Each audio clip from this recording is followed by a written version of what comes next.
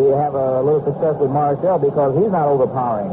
If you like numbers, we can tell you that Marshall was 1-1 with the Pirates this year. Remember, they're in the National League East, so he didn't get that many starts. He had 4 starts against them. Lifetime, he was a little better than 2.5 to 1 against Pittsburgh. He's beaten them 25 times and lost to them 10. Bob Johnson wound up 0-1 against the Giants. He worked 19 and 2/3 innings, allowed 23 hits, which once you see more hits than innings pitched, you know he's had some troubles. And he allowed 9 earned runs, so his earned run average is over 4. So Johnson has not been very successful against the Giants in the regular season, and we'll see how he goes today. Bob will be pitching to Ken Henderson, the left fielder, then Tito Fuentes, the second baseman, and Willie Mays in center field. And right-hander Bob Johnson makes his first pitch and works it low, ball 1-0.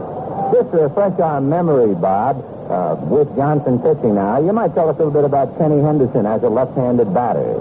He takes a strike. Right. I like to throw Henderson inside. He's a big fellow. He likes to get his arms out over the plate. And if you don't really hit that outside corner, he can really hurt you. So I would rather pitch him inside. 1-1 strike to count to Kenny Henderson.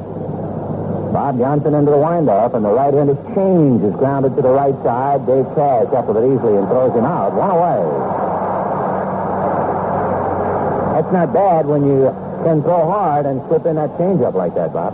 That's right. Most of the time, a fellow like Nolan Ryan, who throws extremely hard, when he throws a changeup, you're completely off balance, and you just don't have good success with it. Here's Tito Fuentes, and I assume what you were saying about Tito from the first day fills hold true. Hitting left-handed, you throwing hard stuff away. Well, most little guys like that, they can't hit the ball out of the park, and you got to throw him hard stuff up and away. Let him hit it. The fastball missed to him, ball 1-0. Manny Sanguin behind the plate. Bob Robertson, Dave Cash, Jackie Hernandez, and Richie Hebner in the infield. Wilbur Stargell, Al Oliver, and Roberto Clemente in the outfield. Fly ball to right field. Right there's Clemente in the shade, waiting for it, and makes the catch. 2 down. Willie Mays coming up. Bob, again, to refresh everybody's memory right now, briefly about Mays. Willie is a type of guy that likes to get his arms out over the plate also. I don't like to pitch him inside. I will come up and in on him maybe the first time up and get him back off the plate. Then I like to go away with him, keep the ball down. A lot of pitchers like to pitch him inside. I can't quite understand that. Mays waiting with 2 out in the first inning, and Bob Johnson delivers in the dirt. Ball 1 and away. Nice ballpark. 340 down each line, 385 to left center and right center, 410 to straightaway center. Brand new ballpark, 3 Rivers Stadium. Mays now backs out for the moment for timeout. 1 ball and no strikes to Willie. 2 out in the first inning, just the start of the ball game. No score. We've already had a surprise. Nelson Briles unable to make it, and Bob Johnson's next one a strike. 1-1. Bob Johnson is 28 years old. He's big, 6'4", 220. He's a boy from Illinois who makes his home in Kansas, and he went to Bradley University. In the dirt with his breaking ball, 2-1 the count. You notice Willie Mays pulls away from the plate quite a bit, and this is one of the reasons why I would just hate to throw him inside. Here's the 2-1 pitch. Fastball over, strike 2.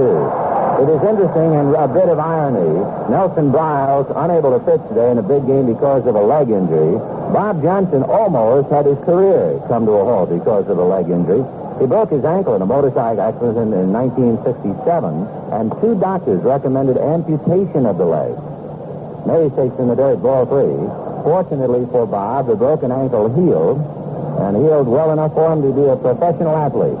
So he got away from a most serious leg injury, and he's pitching a most important game because of a leg injury to teammate Nelson Briles. Mays at the plate, 2 down. No score first inning. Willie McCovey on deck. And here comes Johnson, and it's swung out and missed, strike 3.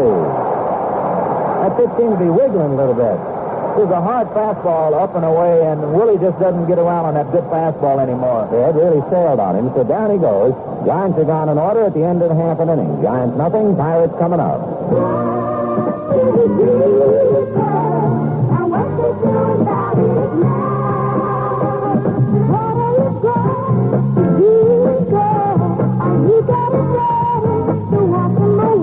Before I joined the Girl Scouts, I didn't have much to do. Or at least I didn't think I did. But scouting changed all that. You see all these different things that, like sometimes you never heard of.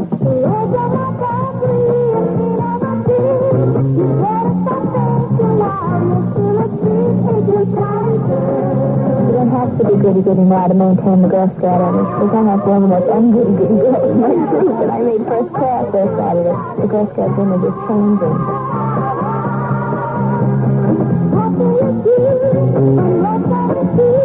The Girl Scout, it's more than just selling cookies. Bottom of the first inning at Three Rivers Stadium. Vin Scully along with Bob Gibson. Juan Marichal tuning up to Big Deep. The infield for the Giants, Willie McCovey and Tito Fuentes. Chris Spire at short and Alan Gallagher at third. Ken Henderson is in left. Willie Mays in center. Bobby Bonds returns to the starting lineup in right. Marichal will be ready to pitch to Dave Cash, Richie Hebner, and Roberto Clemente. Bob, when the Cardinals play against Marichal, do you bunt much against them or try to? No, we don't. Fortunately, we've had a lot of success against Marshall, and for 2 or 3 years, he missed us. He just didn't pitch against us at all, but our ball club has handled him pretty well. You would think, at least when you first see Marshall twist and turn and compline off the mound, that he would be susceptible to a bunt, but evidently, with all of his other gifts, he's not a bad fielding pitcher. Right, I think he's an excellent fielder. Dave Cash, right-hand hitting second baseman, will check in now. Marshall, a high kick, and the first pitch is lifted to right field, and Bobby Barnes is right there, backs up a couple of steps, and makes the catch. So one pitch and one away.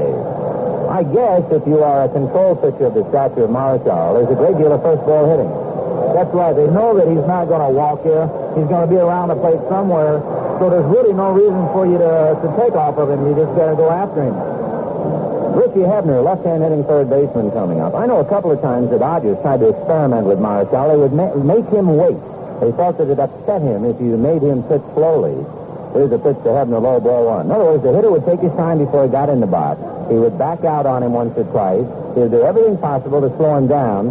And you love to pitch in a hurry. Wouldn't that get you upset? When I was younger, it used to affect me. I would just get angry, and I'd strike the guy out with 3 pitches instead of 4. Or knock him down. The pitch is strike, and the count 1-1. Of course, we mentioned the Dodgers did not have much success with him, no matter what they tried, but they did feel that his temperament was mussed up a little bit if they slowed him down. The 1-1 pitch to Hebner, swung on and missed, breaking ball, and the count 1-2.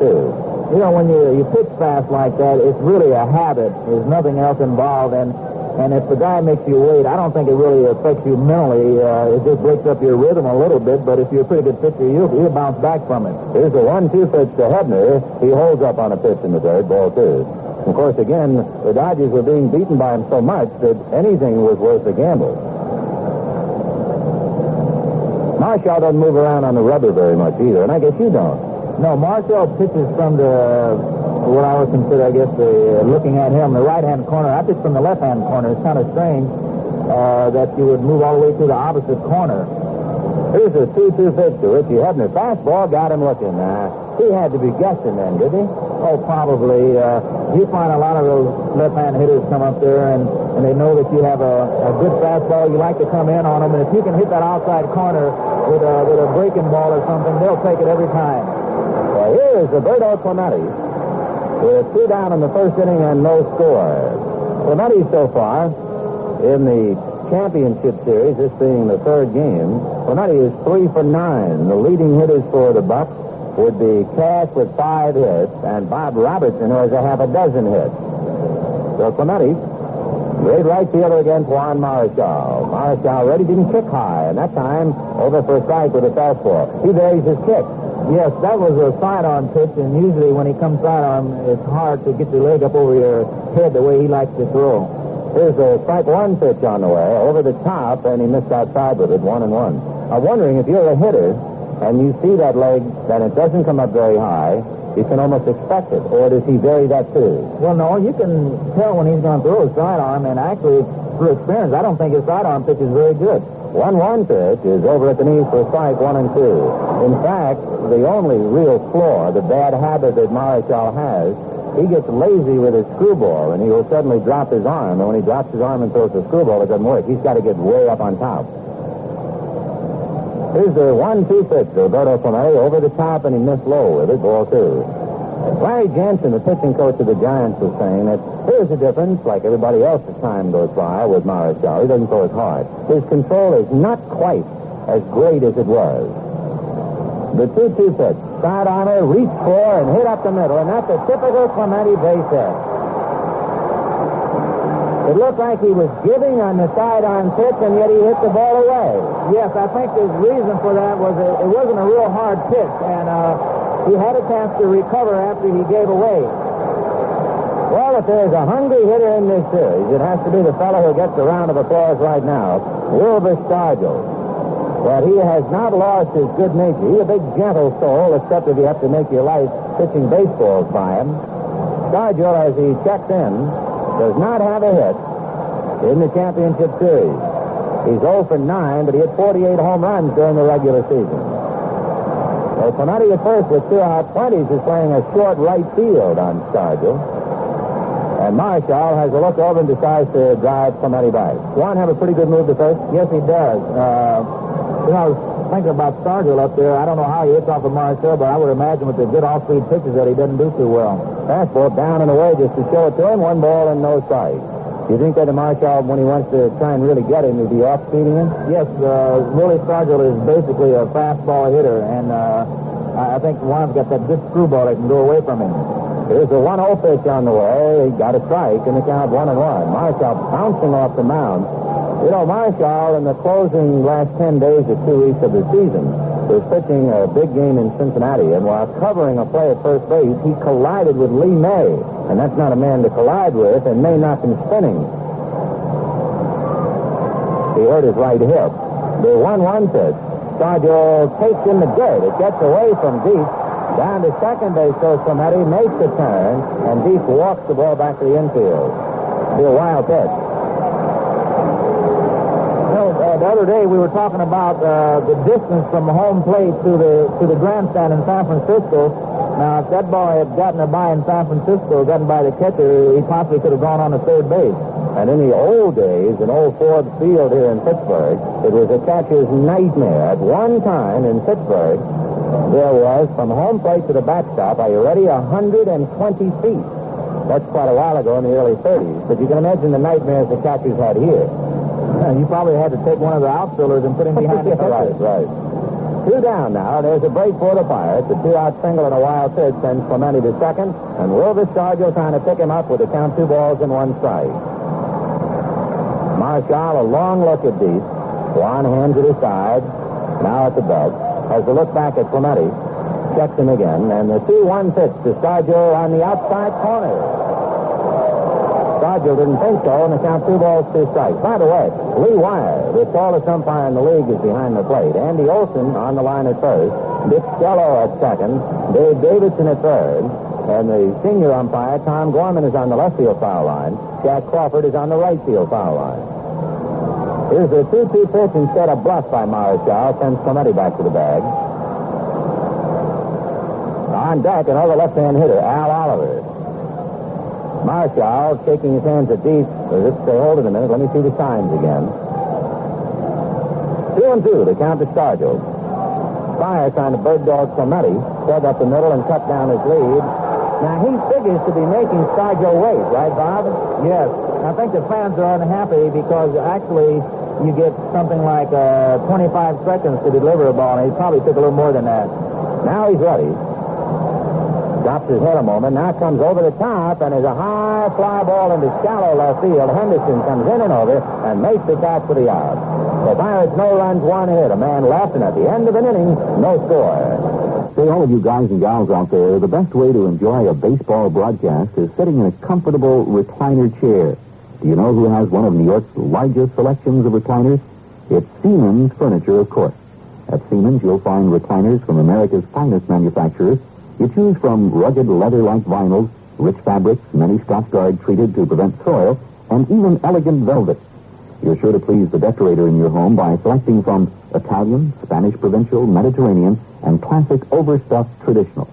After the game, visit one of Siemens Furniture showrooms in Brooklyn, in Queens, or Long Island. Call them. The number is 493-6630 for the Siemens nearest you. That's 493-6630. Unicard, Bank Americard, and MasterCharge accepted. At Siemens low prices, you'll always be sitting pretty. On a recliner, of course.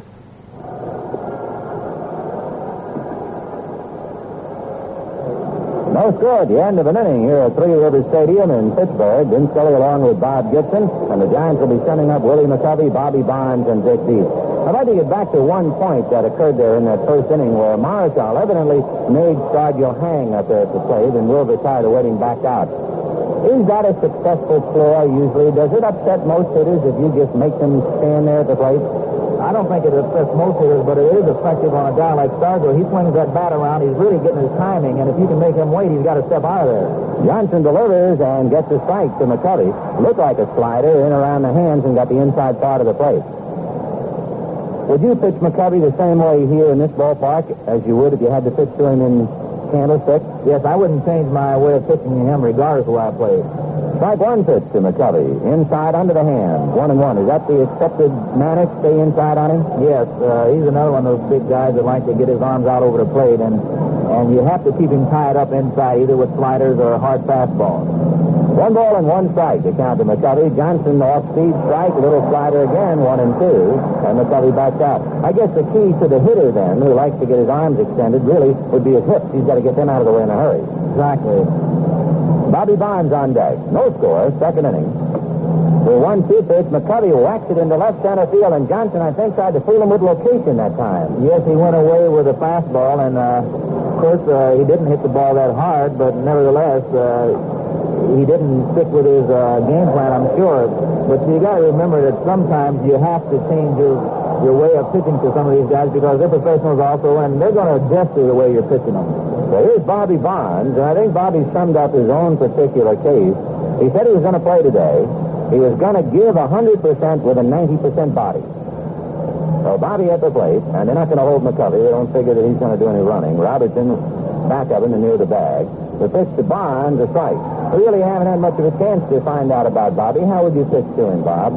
He's another one of those hitters you have to stay inside. He's got extremely a lot of power to right field. And if you get that ball up and over the plate, he can hit it out in right field. So you have to keep it in on him also with breaking balls away. There's a strike one pitch on the way. Fouled at the plate, 0-2. What about the high and low? Does it make much difference? Is it more important just to be inside than high and low? Oh, no, there's a lot of difference. If you throw him up and away, he can hit the ball out of the park. If you get it, say, 5 or 6 inches lower than that, he'll miss it completely. So the high and low means an awful lot in getting these guys out. And what about inside? Same way? Inside, you usually want to get the ball up and in. Never throw it down and in. The breaking ball, line drive. He hit her at the end of the bat over the head of Hebner and down the line. McCovey to second base holding. Neither ball really hit, but Johnson finds himself in trouble. And we'll pause now for station identification. This is the National League Championship Series. This is Dialogue Radio 57, Strauss Communications, WMCA, New York, the voice of New York. 2 on and nobody out. Dick Dees, the batter. Bob, let's conclude that thought about you said, but not down and in. Why not? Well, usually, if you can tie a guy up with the ball up and in, the easiest thing in the world for him to do is just to drop that bat down by his knee. He doesn't even have to swing at it very hard, and he can hit it out of the ballpark. So you try not to throw anybody down and in. Double play man at the plate, Dick Dees, and the first one backhanded in the dirt by Sanguian, who goes out to talk to his pitcher. 1 ball and no strike. Dees, of course, a good hitter with a lot of power, but at the same time, he can put the brakes to an inning if he hits one on the ground to an infielder. Dees followed by Alan Gallagher. The Giants with Bobby Bonds at first, Willie McCovey at second. Down in the Pirate bullpen, they begin to loosen out Bruce Keeson. Keeson, a tall, lean right-hander, throwing back at Bob Johnson. Dees at the plate, 1 ball and no strike. No score, second inning. The next one in the dirt. So apparently he's trying to keep the ball down on Dees to get him to hit on the ground. How about? Yes, usually in a situation where you have a guy that's not very fast, you try to throw him sinker balls and get him to hit the ball on the ground. But here he's getting in trouble, and he's going to have to come in there now. Big pitch, and Dees has already had a look. If you're pitching now, do you think he's hitting? Oh, yes, definitely. Here's a 2-0 pitch to Dees, and he takes a look, and it's high. Ball 3. So Bob Johnson, who was the last-minute starter for the injured Nelson Bryles, is up to his hips in trouble. 3-0 the count to Deep. The odds, I guess, are very much against him swinging 3-0. Right, he just about has to take this pitch. Johnson leading Sanguin. 2 on, nobody out. The right-hander delivers, and the fastball down the pipe. 3-1. Again, he looks at John McNamara. Chances are he's hitting 3-1. Yes, I would imagine with consideration of the next two guys coming up behind him, he's probably hitting on this pitch. Of course, it doesn't mean he's naturally swinging if he doesn't like the strike that he gets. Right, he's going to look for a ball in a certain zone. 3-1, the count of Deep. Johnson delivers, and it's taken good pitch on the outside corner. Strike 2. And Dick appears to be a little angry, so he probably took that because he thought it was ball 4. Or either it was out of the zone he was looking for. Right. He's back up there on a full count. Deep during the year struck out 80 times and 450 at-bats, or a little less than a sixth of the time. Runners do not go, and the pitch is swung on and missed. Strike 3. He didn't have much of a swing on that. No, I think he was more or less protecting the plate there than anything else, and he may have even swung at a ball a little bit high. It doesn't make much sense, you know, when you have the stop that Deep has to take a swing where you're just trying to protect the plate. I mean, if you're going to swing, he might as well go for the ground. Well, a lot of things happen up there at the plate. You swing at a pitch that you pitched time before, the umpire will call a ball that you didn't think was a strike, and then so you'll swing at the next pitch regardless of where it is. You just can't tell what was going through his mind. That 3-1 pitch might have really set him up to strike out, the one he didn't like. Here's Gallagher, 2 on, 1 out. Second inning, no score. Johnson's pitch is down and away, ball 1. Refresh us again now. How would you pitch Gallagher? Alan Gallagher is a guy that likes the ball up and away. He hit line drives to right field, and I think basically you have to keep the ball in on him. And what you would want to do here is to try to make him pull the ball, throw him an all-speed pitch or something. One thing, if he hits a line drive base hit to right field, McCovey's not going to score on it. Not with Clemente out there. He hits a foul down the right field line, and the count 1-1. You know, when you have a guy like Gallagher who is known to hit the ball to right field, then the way to pitch him is to try to make him pull if you possibly can, and they usually don't like to pull the ball. Now, is it easier to go the other way with the pitch outside, I would assume? I think the easiest pitch to go the other way is one inside. Just wait longer on it. Yes, the ball outside, usually when you hit it, it'll go up into the stand foul. 1-1 the count to Alan Gallagher. Willie McCovey at second, Bobby Bonds at first. 1 out in the second inning, no score. Bob Johnson delivers, gets another strike at the knees. I'll say one thing, he's meeting the challenge head on. Gallagher backed out for a moment, now up at the plate again. Chris Fire on deck. I think you give Marichal a couple of runs to work with. He's awfully tough. 1 ball and 2 strikes to Alan Gallagher. Bruce Keeson throwing back of Bob Johnson in the Pirate bullpen. In case you joined us late, Nelson Biles with a sore right leg took his warm-ups and couldn't make it. So Johnson is out there in his stead, and he's trying to get out of the second inning. He's making Gallagher hang, and Sanguin goes out. Though in this instance, since Sanguin goes out, maybe they're just having trouble on the signs, Bob. Possibly. He's probably getting together with the pitch that he wants to throw here. All right, Sanguin comes back. The best laid plans of mice and men. I bet you Don Osborne, the pitching coach of the Pirates, spent 20 minutes talking to Manny Sanguin and Nelson Biles, how they were going to pitch, and Biles never made it to the mound. 1-2 to Alan Gallagher. Johnson at the belt now. Big right-hander Ruddy comes to the plate, and it's low, ball 2. He didn't miss by much, and he barely stopped. He's not worrying about a double steal, but boy, he just did shade that balk with a quick pitch. 2-2 to Alan Gallagher. No score, second inning. The Giants, by the way, won 9 of 12 from the Pirates in the regular season. They won 4 of the 6 here at Ford Field. Old Ford Field, now, of course, it's better known Three River Stadium in Pittsburgh. 2-2 pitch to Gallagher on the hands. A one-hopper hit down to Cass. He feeds Hernandez. He throws to Robinson, and Bob dropped it as he tried to dig it out of the dirt. Well, Johnson could make a better pitch. He hit him on the fifth and looked like a double play ball. So first and third with 2 out. No error on the play. Chris Fire, the batter. By the way, Bob, the tartan turf or the AstroTurf here in relationship to Candlestick, how would you describe it? This is a lot different. If you were to look at this AstroTurf here, or the tartan turf, it would look more like a shaved piece of carpet that you would have in your living room, whereas in San Francisco or in St. Louis, you have a plastic type turf which is has a lot more swing in it. But I think that this field here is probably the fastest field in the league.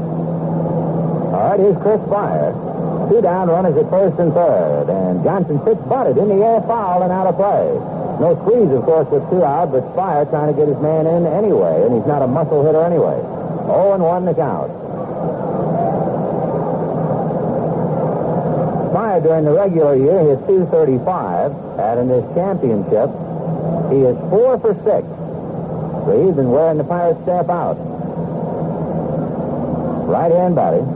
Gallagher at first, not much of a threat to go. Marichal, the pitcher, on deck. No score, 2 out in the second inning. Johnson ready, delivers, and it's swung on and missed. Looked like he was trying to take him to right field. I think he just was trying to catch up with that ball. It was buying before he could hit it. Spire back up there in the count 0-2. Robert Dale Johnson. 6'4", 220-pounder, trying to get out of the second inning. No score. The strike 2 pitch coming up. Fastball, got him looking, strike 3 called. That's quite a bit of pitching for Johnson. If he had any wobbles about his confidence, that would short up, I would guess. Well, he's been around a little bit, and he knows how to pitch, and the basic thing is with a guy who knows how to pitch is if you can get your pitches where you want to, you're all right. Well, the Giants are gone despite 2 hits, and at the end of an inning and a half, no score. Hello? Yes, sir. May I help you? Isn't this 2286 Flatbush Avenue? It certainly is. Kings Plaza American Motors Corporation at your service. Kings Plaza American Motors? But I thought this was a lumber yard. Oh, it was. But now 2286 Flatbush Avenue is Kings Plaza American Motors with a big new showroom and all the great new American Motors cars. Hey, Walt, where do you want this gremlin? Excuse me.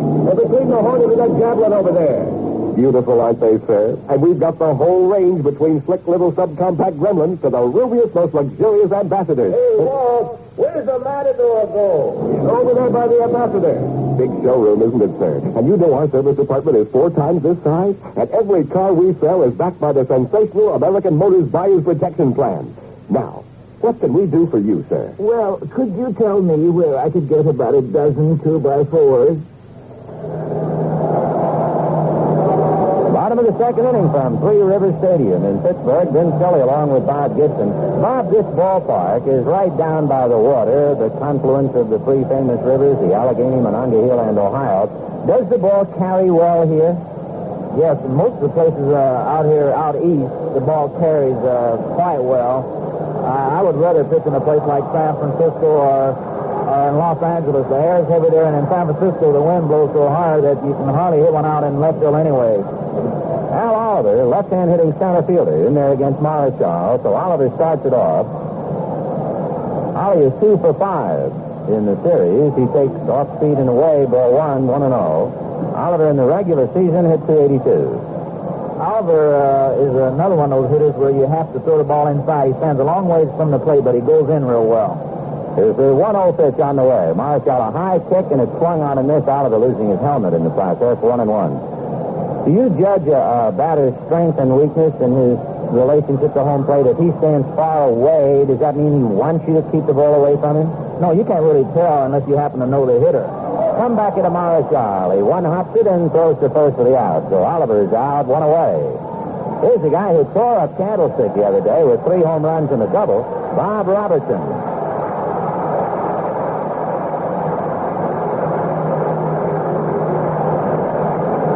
Robertson is the leading hitter in the series.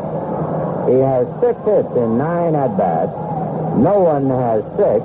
Teammate Dave Cash has 5. Fire leads the Giants in hits with 4. Robertson, big right-hand batter. Marichal into the windup, low kick, so a sidearmer swung on and missed, 0-1. Does Robertson give when you sidearm him, Bob? No, he doesn't. I think he was completely fooled on that pitch there, but he doesn't give it all. 0-1 the count. Marichal, another low kick, so a sidearmer fouled away, and the count 0-2. No balls and 2 strikes to Bob Robertson. 1 out in the second inning, no score. The big story so far, The announced starting pitcher for the Pirates, Nelson Bryles, unable to make it with his sore right leg. Bob Johnson has struck out 3 men in 2 innings and got out of a second inning jam. Strike 2 pitch to Bob Robertson. Taken just outside. Ball 1, 1-2. Manny Sanguillen on deck. I'd like to say hello to some stations along our network. To the good folks at KVEC in San Luis Obispo in California. WAVS in Fort Lauderdale, Florida. Robinson half swing, but he checks in the pitch outside. 2-2. And also to station WAOV in Vincennes, Indiana. 2-2 to Bob Robertson. 1 out, second inning, no score. Marshall waiting deep. Juan to the windup, and here he comes. Everything's sidearm, and that one is foul back of the plate. Deep, a late start. He lost the ball, but even though he picked it up, it's behind the screen, so it's still 2-2.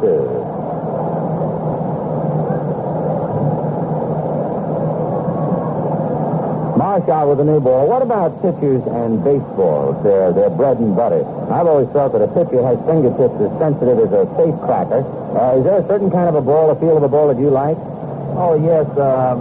Ordinarily, the seams on the ball are pretty smooth. They're right even with the surface of the ball. Sometimes the strings are just a little bit higher. And this year we had problems with a ball that's even a little bit bigger. And a matter of a quarter of an inch, it feels like a basketball. Here's a 2-2 pitch to Bob Robertson. Fastball, whack to center. Back goes Mays, way back. He's gone.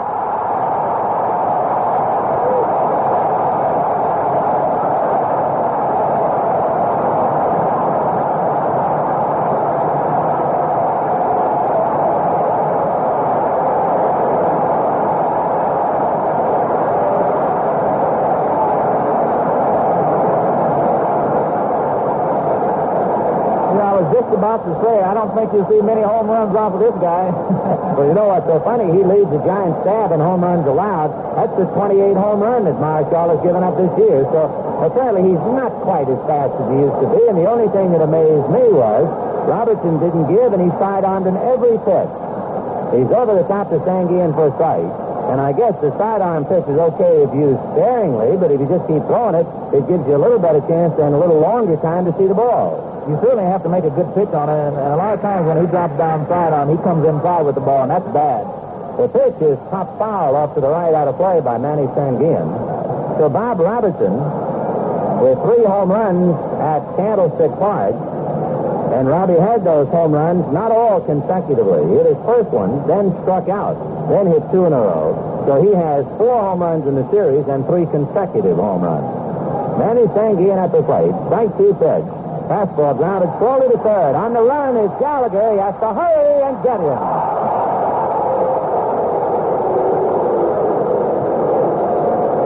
Alan Gallagher making a good play on Manny Sanguillen, who, even though he is a catcher, runs pretty well. Until he's been around a while, then he'll slow down. Yeah, after about 6 or 7 years of kneeling down behind home plate, he won't feel so spurt. Your Ted Simmons with the Cardinals runs pretty well, doesn't he? He runs good, probably a little better than the average catcher, yes. Jackie Hernandez, right in hitting shortstop, comes up. 2 down, the Pirates are leading 1-0 here in the second inning. Marshall ready, a sidearmer outside, ball 1, 1-0.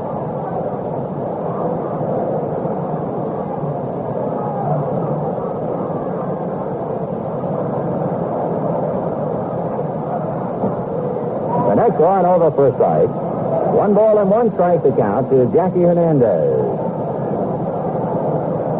It is interesting to point out, it doesn't mean anything. We just pass it along for the fun of it and let you think about it. The team that has scored first and led has lost in the other 2 games. Here's the 1-1 pitch. Hernandez is the bouncer back to Marshall. He flips to McCovey in that shot. However, the Bucks get a run on a hit. A booming home run over the center field fence by Bob Robertson. And at the end of 2 innings, the Pirates won and the Giants nothing.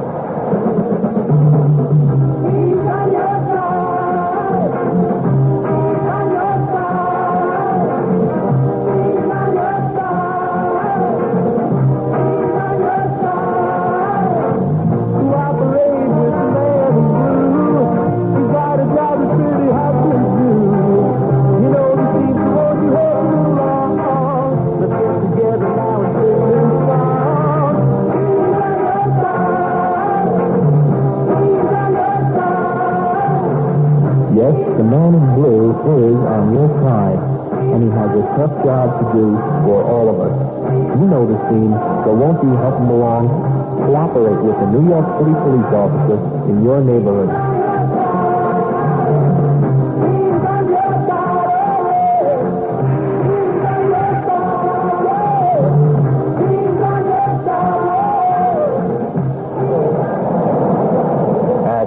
Stadium in Pittsburgh, the Pirates leading the Giants 1-0 on a home run by Bob Robertson.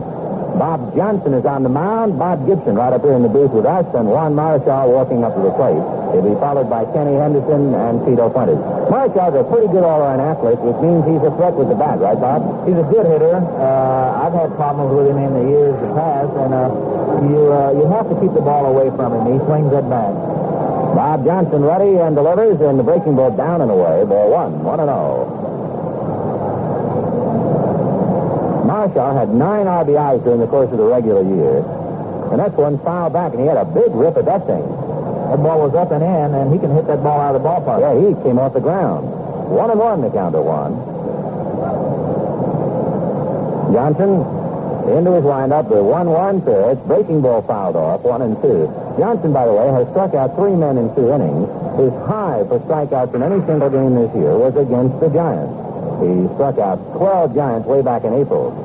However, it should also be added that he lost 2-0. Bob to the windup, and the 1-2 pitch. Fastball drilled in, strike 3 called. So Marichal walks away. That's 4 strikeouts for Bob Johnson. And the batter will be Kenny Henderson, who grounded out in the first inning. Of course, old Johnson has to remember is Steve Blass, who was striking out Giants here, there, and everywhere, and wasn't around in the 6th inning. Here's Henderson. He was fooled on an off-speed pitch in the first inning and rolled out to Dave Cash. Hebner plays him a step up inside the bag at first. Kenny's a pretty good bunter. Takes high, ball 1. I couldn't answer that question because he keeps hitting the ball over the fence off of me. 1-0 the count.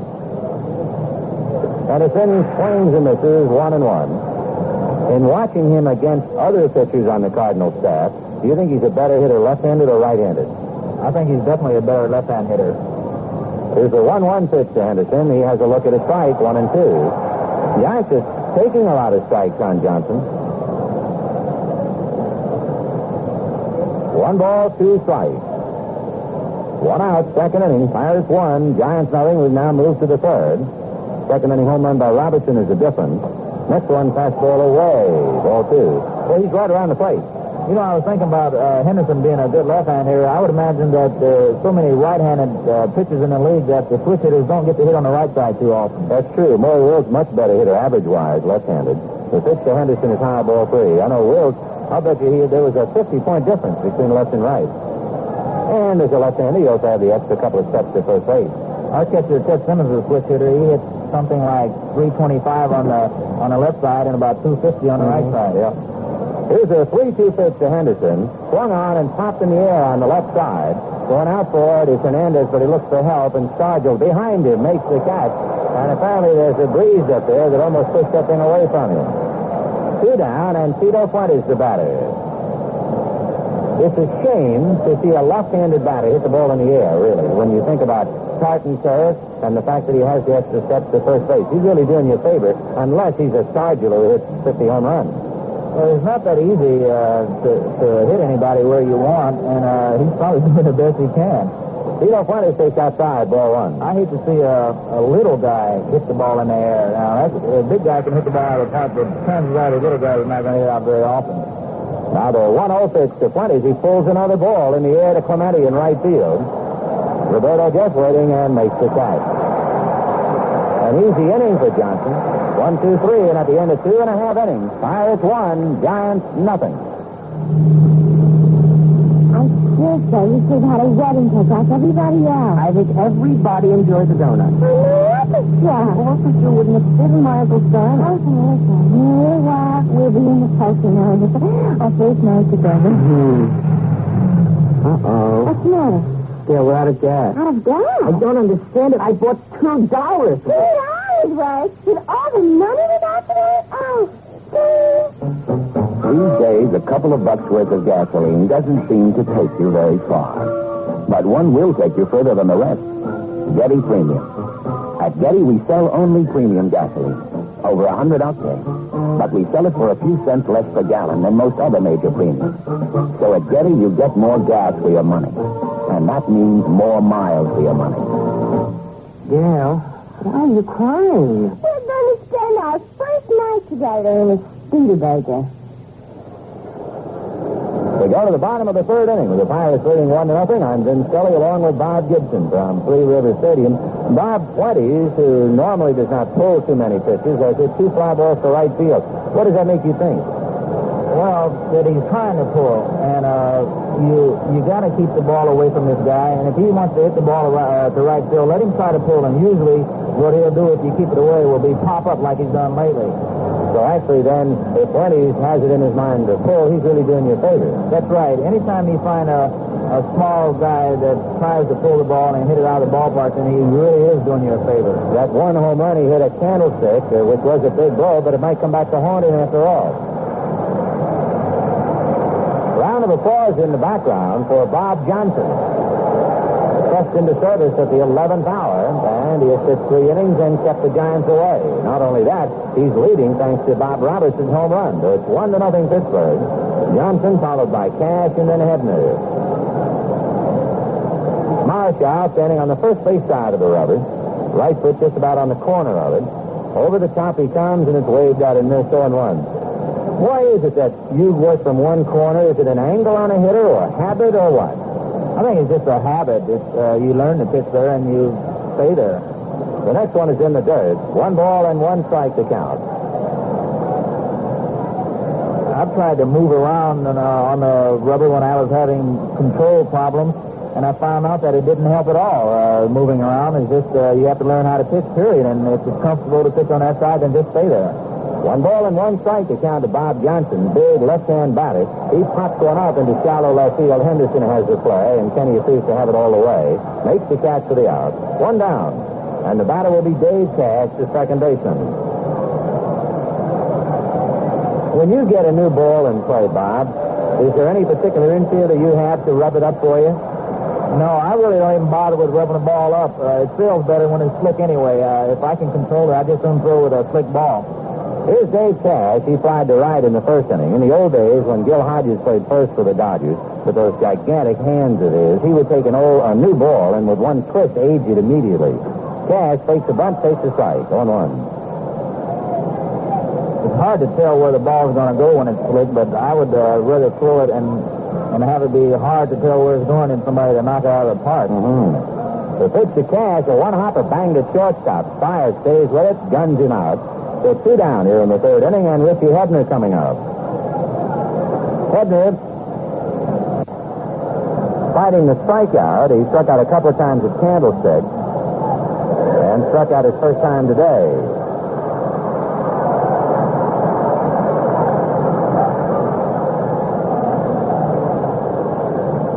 Two down, third inning. Pirates 1, Giants nothing.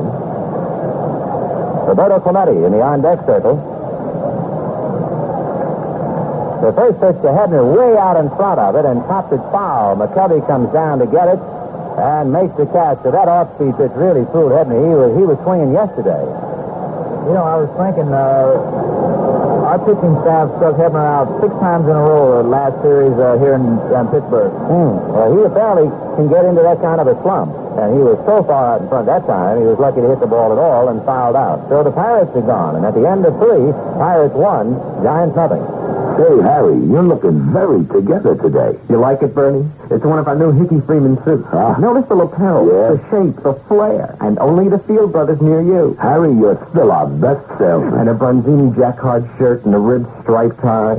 Unusual, but very sharp. Hey, by the way, did you see what Brother Jerry wore to work today? What did our dear partner, who is all business and no taste at all, wear to work today? He's wearing what looks like his old college blazer and a washed-out Hawaiian tie. He's so consistent, hopelessly consistent. Well, I've been thinking, maybe we can embarrass him into buying some new clothes. I get it. After all, he may be the genius behind the scenes. know. What if one of our customers discovers he's really one of the Field Brothers? That, let's hope, will never happen. And if it does, Harry, you're fired.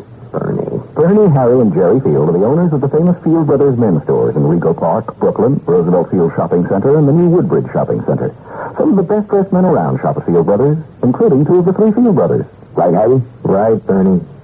We go to the fourth inning. Vin Scully along with Bob Gibson. The Pirates leading the Giants 1-0, and Willie Mays at the plate. And Bob and I were talking a few minutes ago about rubbing up new balls and how Bob doesn't care if they're rubbed out at all. And, of course, any game ball is rubbed up by the plate umpire before the game starts.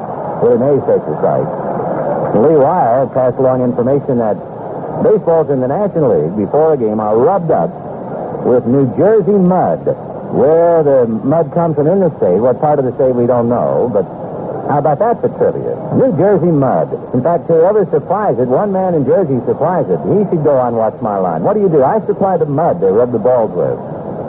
1-1 to Willie Mays, who struck out in the first inning. Johnson delivers, and Willie fouled it back. Looked like a slider, and he appeared to be guessing breaking ball. He really took a rip at that. 1-2. You know, who cares where the mud comes from? In case the subject comes up. 1-2 the count. Here comes Johnson, and as a ground ball hits the shortstop, up with it is Jackie Hernandez to Troy Knott. The Mays rolls out, one away, and here is Willie McCovey. McCovey loops a single in the second inning to left field. 1-1. The Pirates 1 run, 2 hits. Bob Johnson pitching for them in place of Nelson Biles, and the only run, a straightaway center field blast by Bob Robertson, the first baseman. A modified load-up on the right side as McCovey takes high and in, ball 1. Jackie Hernandez is almost directly behind second base. 1-0 the count to Willie McCovey. The 1-0 pitch to Will is swung on and missed. A vicious swing. Boy, he was going to hammer that thing into the water. 1-1. The shift on the right side. Of course, it was made famous by Lou Boudreau when he managed Cleveland and started the shift on Ted Williams. The 1-1 pitch to McCovey. Belted, but foul. That goes out of play way upstairs off first base. Oh, he's got a quick bat. Has he hit you much, Bob? Over the years, I've gotten him out quite well. He has hit 2 or 3 home runs off of me, probably about 4 or 5, but I've gotten him out the majority of the time. 1-2 to count to Willie McCovey. Johnson ready, delivers off speed and high. I don't know what that was.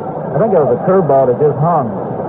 2-2. You know, we were talking about pitching to left-hand hitters, and you might not think it's a good idea, but a hanging curveball that's on the inside part of the plate is a good pitch to a left-hander because a lot of times he'll jam himself.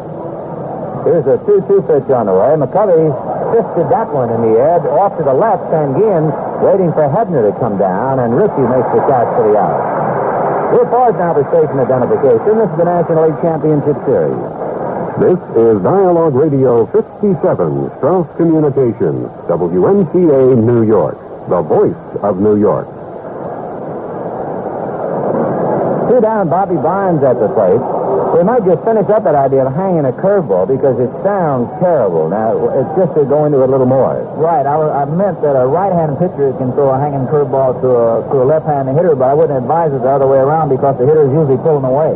Bobby Barnes takes the strike, 0-1. And when you say jam yourself, for the benefit of those who are just learning some of the words, jamming, of course, would mean a hitter gets hit on the fist. And if he jams himself, he just walks into the pitch, huh? Yes, he leans out over the plate looking for the ball away. Strike 1 pitch to Bobby Barnes, off speed. Oh, and he got him out in front. The Giants apparently are hitting off Johnson's reputation. He throws hard, so they expect everything to come up there in a hurry. I found out that I've had more success in a World Series or a playoff game because of the scouting reports. They know that you throw hard, and when you go in there, they say, well, now be careful. This guy really throws hard, and the majority of my strikeouts come off of a breaking ball. Well, Johnson, meanwhile, has got Bobby Barnes in a hole, 0-2. He has struck out 4 in 3 2/3 innings. Barnes, of course, the type who can hurt you with one swing, and Bobby strikes out a lot anyway, so he's following a usual pattern. Johnson ready and delivers outside, and Sanguin was kind of hanging out there a little bit. Do hitters peek on the catchers?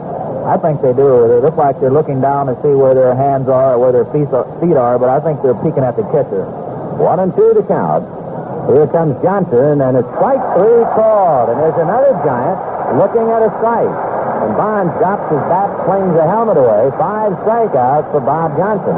And he looks like he's under a full head of steam now. He has retired the last 9 in a row. And at the end of 3.5 innings, Pirates 1, Giants nothing. Bottom of the 4th inning, the Pirates 1 run, 2 hits. The Giants no runs, 2 hits. Marshall getting ready. He'll be pitching to Roberto Clemente, Wilbur Stargell, and Al Oliver, the heart of the Pirate lineup. Relief specialist Jerry Johnson, with a windbreaker on, goes walking down to the Giant bullpen. He, of course, is indeed a short man. He'll come in late in the game if necessary. So he's just going down to the pen. Here's Clemente. Roberto went up the middle on Marshall in the first inning. Single, took second on a wild pitch and stayed there as Stargell cried out. So Clemente is 0 for 1. He had a fine year, hitting .341. The Pirates, who have hit Giants pitching well this year.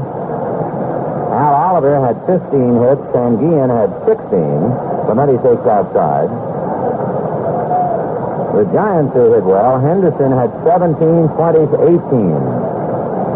So those are the boys who hit well against the other club. 1-0 the count to Roberto Clemente. Marshall, a high kick over the top and a breaking ball fouled away. 1-1. Now they tell us. This goes under the headline of Now They Tell Us. Remember we got that message about the mud from New Jersey? A couple of minutes have gone by and the message turned back in. The mud is not from New Jersey, it's from North Carolina. Well, 1-1. The count to Roberto Clemente. Marshall ready. A high kick and he delivers and it's fouled away. Off to the right out of play. 1-2.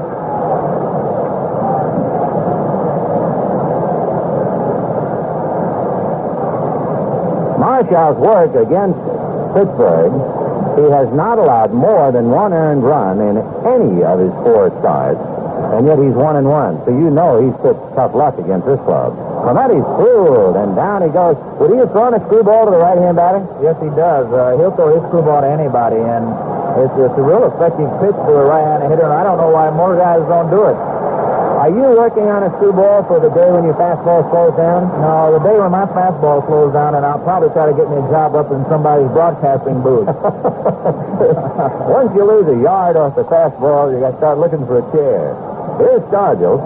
He flied to left field in the first inning. Wilbur is 0 for 10 in the series. Swain squirts one off the end of the bat, right back to Marshall, who throws him out.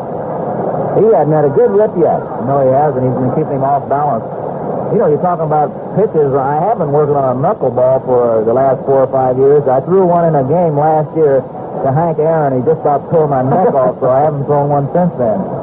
By the way, you mentioned throwing your leg off. Wasn't it Clemente who finished you off one year? Yes, in '67, he broke my leg with a line drive. Al Oliver at the plate. Marshall checking into the windup and delivers. And Ollie takes outside ball 1. Did it make you gun-shy for a little while, Bob? No, it didn't bother me at all. Anytime a ball comes back through the box, you don't like that, but I don't think it would affect you like that. It's fouled away. In the old days, the most feared hitter in the National League for throwing back through the middle was Ted Kozuski because he was a sweep hitter with tremendous power. Carl Perillo of the Brooklyn Dodgers came up the middle very hard. Is there anybody in the league right now who comes back at you all the time? No, not too often. I don't have many balls hit up the middle. Here's the 1-1 pitch to Al Oliver. He swings at what might have been a screwball from up here in the count 1-2. Oliver leading the Pirates in hit against the Giants, we mentioned, with 15 during the regular season.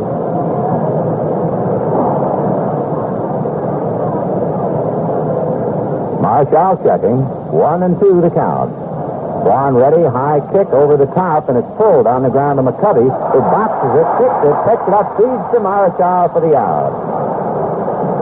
Sketch was surrounding that one a little bit, but he finally kicked the life out of it and said to Marshall, and that's it of the 4. They're out in order. So it means that Marshall's retired 8 in a row, and at the end of 4, Pirates 1, Giants nothing.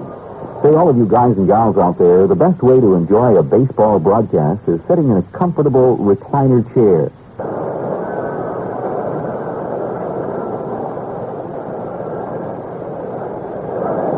We got 4 in the books here at Three Rivers Stadium. Pirates leading the Giants 1-0. I'm Jim Scully along with Bob Gibson of the St. Louis Cardinals. And in fact, that's ridiculous to say Bob Gibson of the St. Louis Cardinals. Everybody knows Bob Gibson. Dick Dietz, Alan Gallagher, and Chris Spire in that order against right-hander Bob Johnson. Dietz struck out in the second inning, 0 for 1. If you strike out Dick Dietz the first time up on a certain pitch, are you tempted to come right back with it? Is he the kind who could hit that same pitch out? Well, it depends on the situation. He definitely can hit the ball out, but I might still come back with it. The pitch is outside ball one, because I know you told us earlier, a fellow like Clemente might swing at a pitch, and you come back in that same spot, and you'll hit it out of the ballpark. 1-0 the count of Dick Dietz. Johnson leading Sanguian, and Bob comes back inside and high, ball 2, 2-0. I don't think that a pitcher can go out there and say that I'm going to start this guy off with a curveball, come back with a slider, then throw him a fastball. I think it's a little more difficult than that, and you just don't have a system of getting a hitter out. Here's the 2-0 pitch on the way. Swung on and missed, 2-1. In other words, the following pitch is really based on the pitch that preceded it. That's right, and where it was, its location. 2-1. There's some hitters that you can throw 95 curveballs in a row, and you know that. You know who they are. Here's a 2-1 pitch. A ground ball to shortstop. Hernandez gloves it at the right kneecap and throws him out. So deep goes easily, 1 away. Bob Johnson has retired 10 in a row. And the batter is Alan Gallagher. Gallagher hit into a force play in the second inning, 0 for 1. Well, Vincent, it appears that Johnson may be pitching a better ball game than Browns would have. Wouldn't it be wild if he did?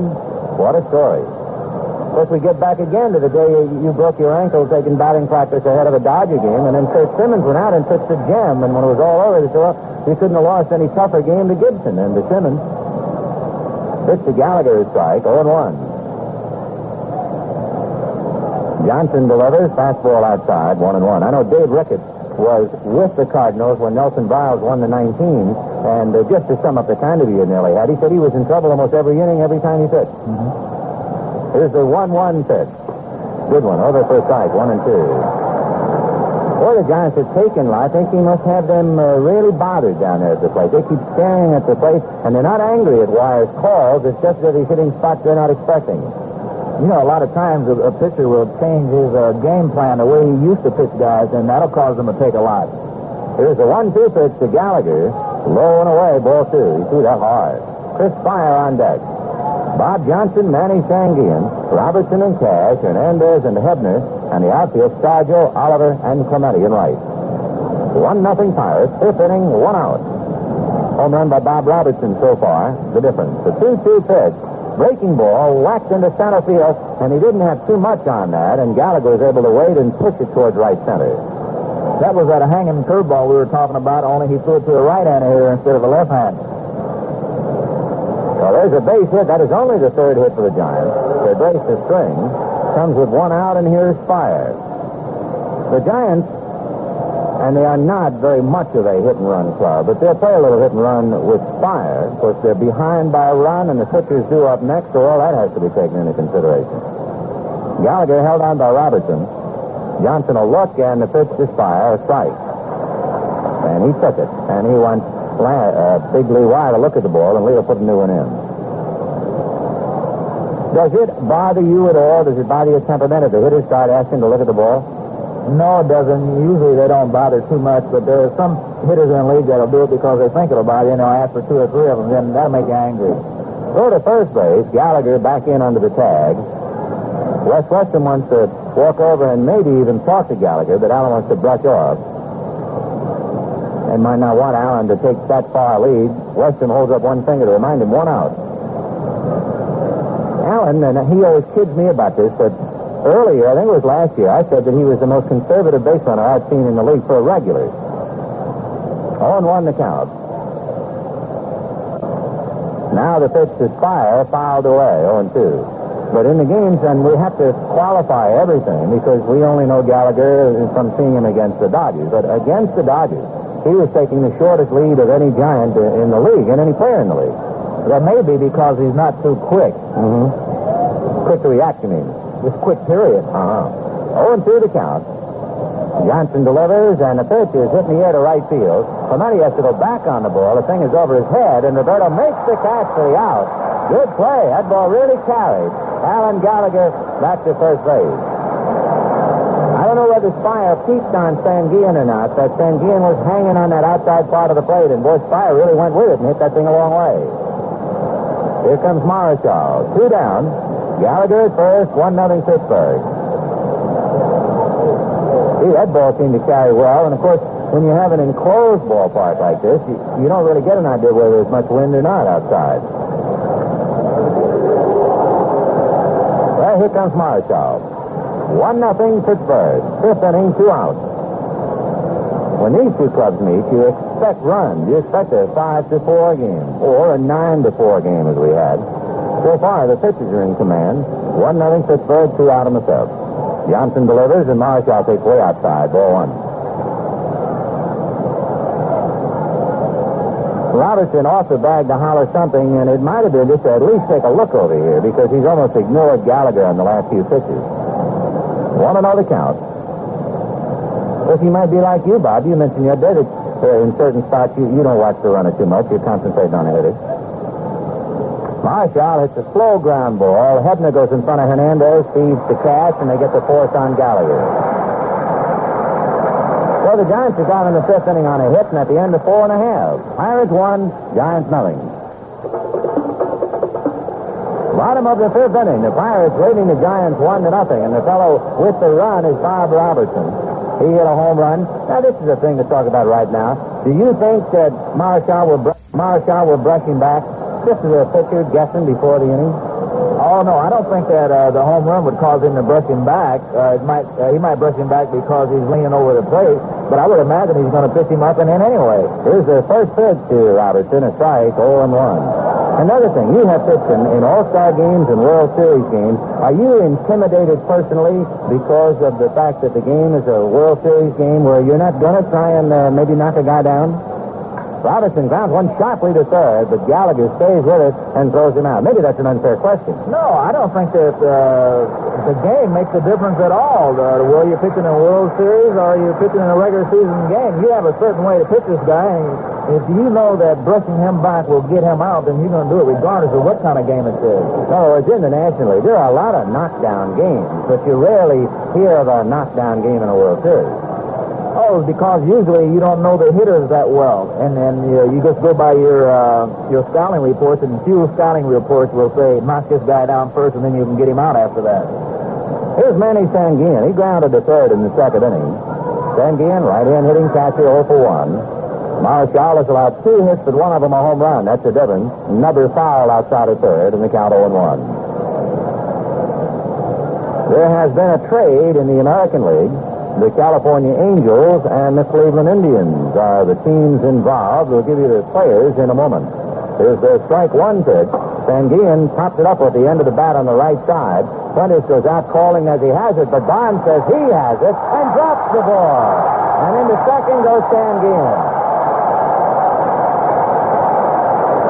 You know, the Giants have had several poor defensive plays. Fire and Prentice bobbled a couple. Prentice threw a ball to McCovey, evidently lost and dropped. Now, on that play, Prentice called for that as soon as the ball went up in the air. Yes, he made a mistake. First of all, calling for that ball too soon. Anytime the outfielder can get that ball, you got to let him have it because he's coming in on it. So the Giants give the Pirates a break. A pop fly that should have been caught. And boy, when Bob said he called for it too soon, Prentice called for that ball as soon as almost it left the bat. He gave it a safe sign as if we were an umpire, telling everybody he had it. All right, Barnes is charged with the error since he dropped it. And here is Jackie Hernandez with 1 out. 1-0 Pirates. Another run could be very big in this one today.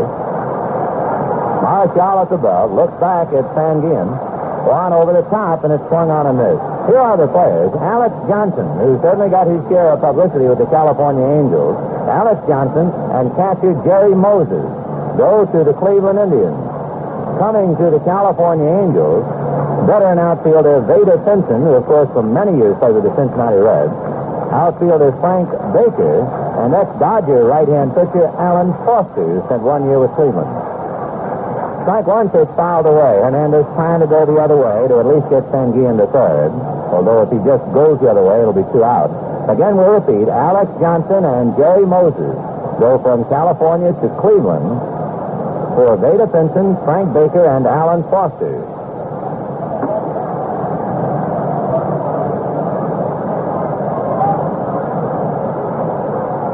To the count. The pitch of the plate is way dead and missed. Hernandez badly fooled on it and strikes out. I think Jackie was so intent and at least trying to go with the pitch that he thought he went down the drain with that one. So 2 out, and here comes Bob Johnson. Bob is a switch hitter,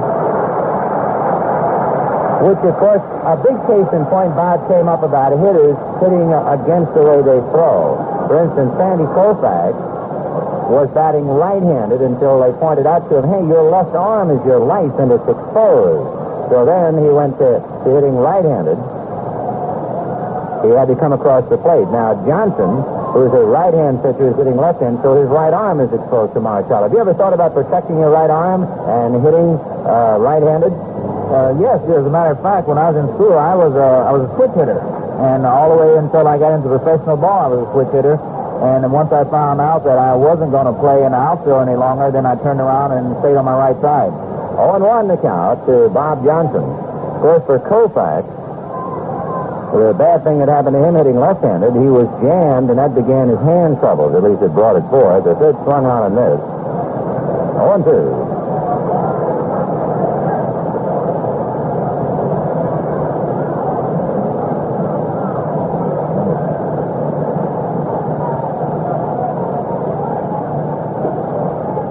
Johnson waiting, 0-2 the count. 2 down, Manny Sanguine at second base on a 2-base error.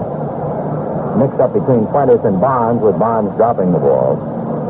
Marshall to the plate, and it's fouled away. It's still 0-2. In looking at Johnson's swing, he does not appear to be much of a threat with the bat, although I realize anybody up there is a threat.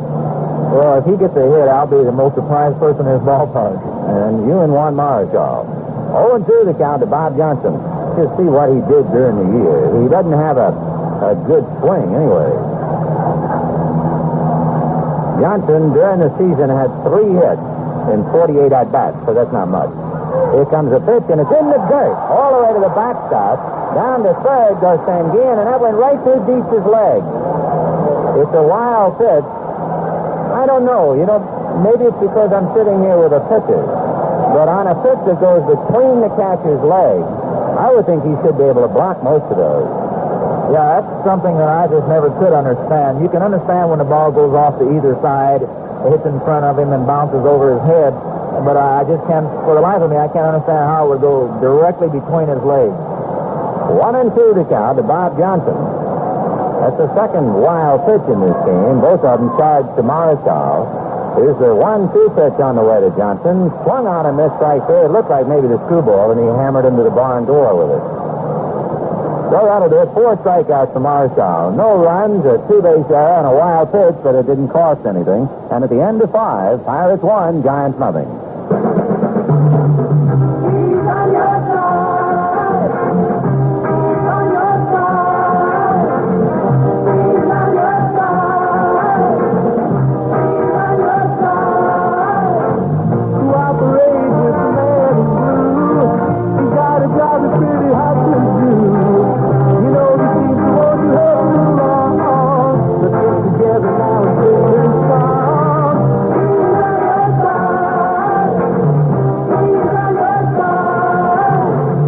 Yes, the man in blue is on your side, and he has a tough job to do for all of us. You know the scene, so won't you help him along? Cooperate with the New York City police officer in your neighborhood.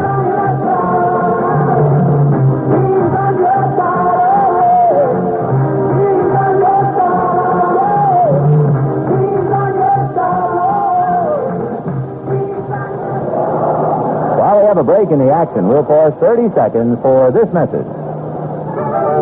In Harlem, the Dunbar Apartments were the first cooperative apartments built for black people.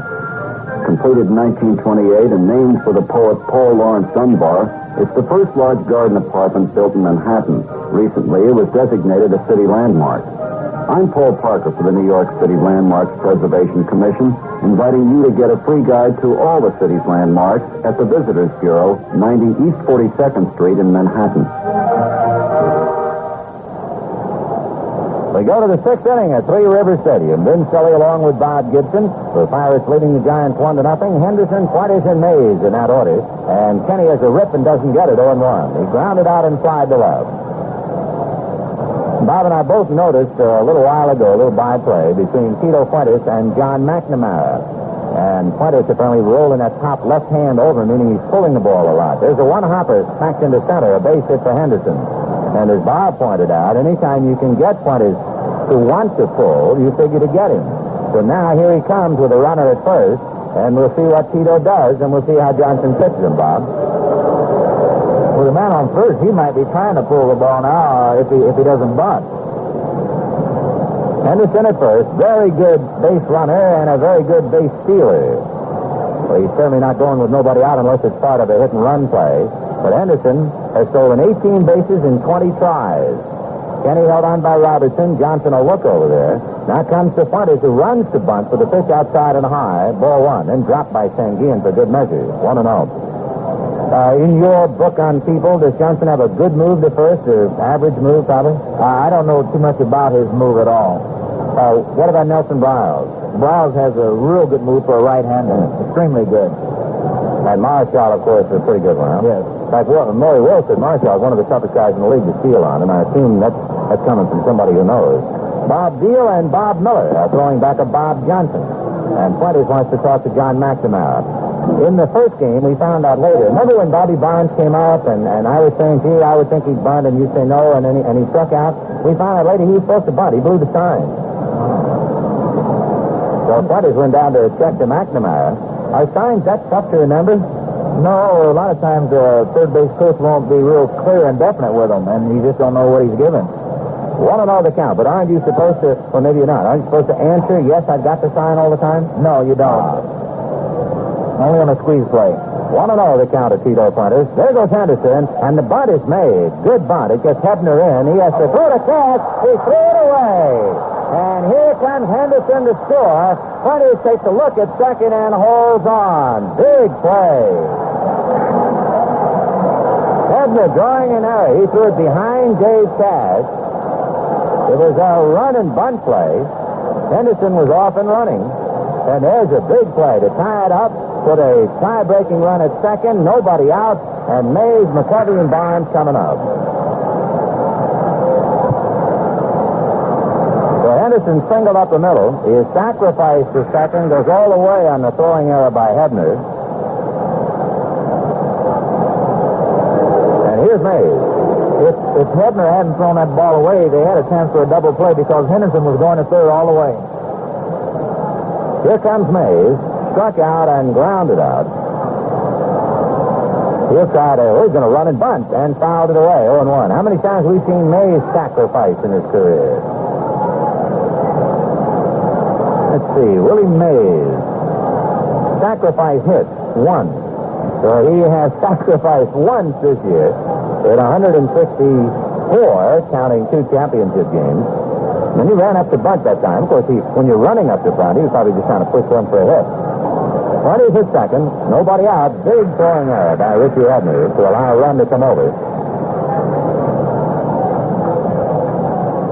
Mays and McCovey on deck. Johnson set. Strike one pitch. Mays runs to bunt, takes high. Boy, he has everybody on the move when he does. 1-1. First of all, he has Hernandez breaking to the bag to try and tie up Fuentes. He has Robertson charging the plate and Cash angling over to cover first. 1 ball and 1 strike to Willie Mays. Johnson hands at the belt. Mays around to bunt and does. Out to get it is Sanguin. He holds Fuentes and throws out Mays at first. Reports the station identification. This is the National League Championship Series. This is Dialogue Radio 57, Strauss Communications, WNCA, New York, the voice of New York.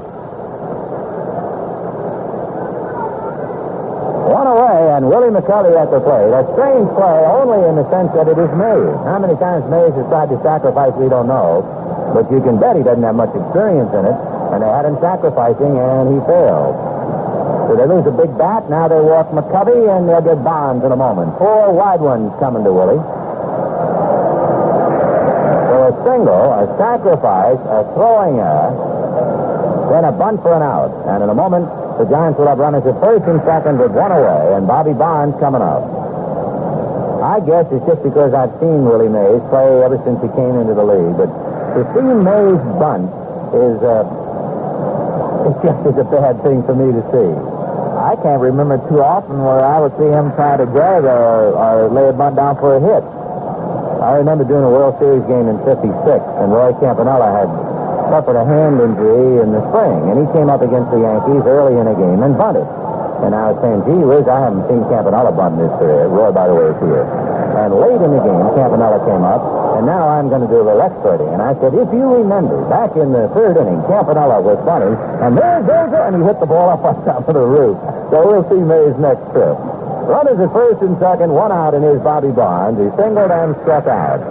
It's a big inning for the Giants and for Marshall. They get ahead, and Juan gets tougher and tougher.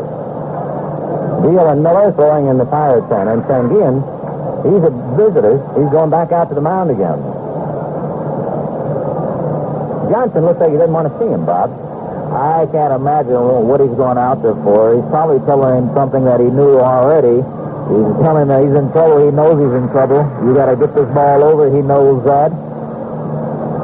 That's like the story Al Shack used to tell us. He joined a new ball club and was there the first day and was called in a bases-loaded situation. And the manager said to him, now you're in trouble. And Shack said, I'm in trouble. I haven't even met half the guys on this team. So Sanguillen and Johnson have had their visit. All right, Bonds at the plate. 2 on, 1 out. 6th inning, a run over, a 1-1 tie. Johnson at the belt. Bob delivers inside with a breaking ball. Ball 1. And there goes Sanguillen, and he made an angry gesture that he didn't like the way Johnson made the pitch. Well, I don't imagine he went out there and told him to throw a hanging curveball, but that's exactly what it was. Maybe the manager is sending him out there and is thinking about bringing in somebody else. I don't know. With him only pitching a few innings, maybe this is about as long as he can go. Well, Sanguillen is really staying on him. Of course, we don't know Bob Johnson. He might be one of those fellows who is too relaxed, and Sanguillen might be trying to pump him up and get him a little angry, but as soon as that pitch was made, Sanguillen made that sidearm gesture just to say, throw the ball. Well, the count is 1 ball and no strikes to Bobby Bonds. 20's at second, McCovey at first, 1 out. 1-1 tie in the 6th. Johnson ready, here he comes. Fastball outside, ball 2. Johnson came very close to getting into a big mess of trouble in the 2nd inning. First 2 men came up with base hits. And he came within a ball of loading deep with the bases loaded, and he eventually struck deep out. He's flirting with dynamite here with Bonds. Here's a 2-0 pitch to Bobby. A strike on the outside corner taken. 2-1. Tell me a little bit about Lee Wire. Bob, all of us have traits. Does Wire have a trait as a plate umpire? Does he give you the outside corner more than anybody else, for instance? No, usually he makes you throw the ball on a good part of the plate. One thing he does, he'll call a pitch before it gets to the plate, and the hitter can hear that. That's discouraging. Here's a 2-1 pitch to Bobby Bonds. Swung on and missed, strike 2. 2-2.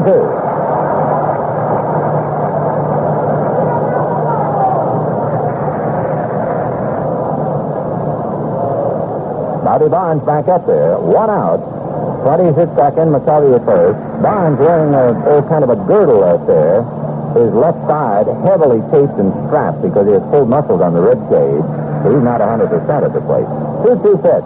In the dirt. Backhanded by Sanguillen.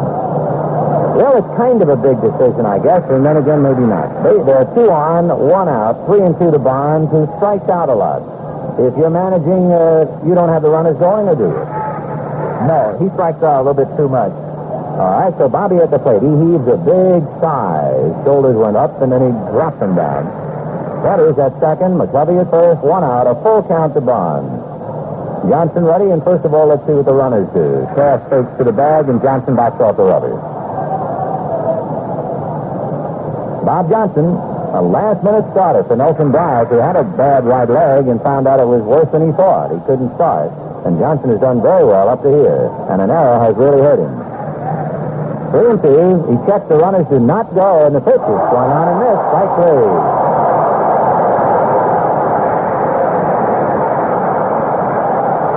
If you're wondering why Charlie Fox did not have the runners going, Bobby Bonds has struck out almost 140 times in 600 at-bats. He leads Johnson a strikeout. There was a pretty good chance that the runners would stay held. Now here's Dick Deep with 2 outs. You know, we were talking about what the catcher tells the pitcher when he goes out there. I can remember a time when I was pitching against the Giants and Willie Mays was batting with the bases loaded, and the manager came out and told me I'm going to have to strike this guy out. Yeah, great advice. The pitch to Deep to strike 0-1. Boy, the Giants taking pitches. That's why I wondered about whether Wire was giving the outside corner more than he normally did or just what. Deep's back up there. Johnson has struck out a half a dozen. He got Deep with 2 on in the second inning, and he's trying to get him with 2 on in the sixth. It's a 1-1 tie. Strike 1 pitch. Just outside, 1-1. Apparently, that's his method of attack. He's staying away all day. Yeah, now I can probably understand why he was a little bit disturbed with Sanguin. Possibly he was wanting him to come inside with the ball, and he didn't want to. 1-1 the count to Dick Deep. 2 outs. Johnson ready. 1-1 pitch is just outside, and Sanguin's angry. He thought he had a strike. 2-1. Manny muttering walks halfway out to the mound. He has his mask on, but just by looking at him, you know his mouth is flapping. 2-1 the count. I'm angry, too. I wanted that pitch. Every pitcher in the park wanted that one. 2-1 the count at Dick Deep. Alan Gallagher on deck. A 1-1 tie with 2 out in the 6th inning. 20's at second. McCovey at first. 2 out. 2-1 pitch. Deep swings and misses, and he looked like he was a little ahead of that. He was guessing. I think that might have been a slider or something. It wasn't quite as hard as those other pitches.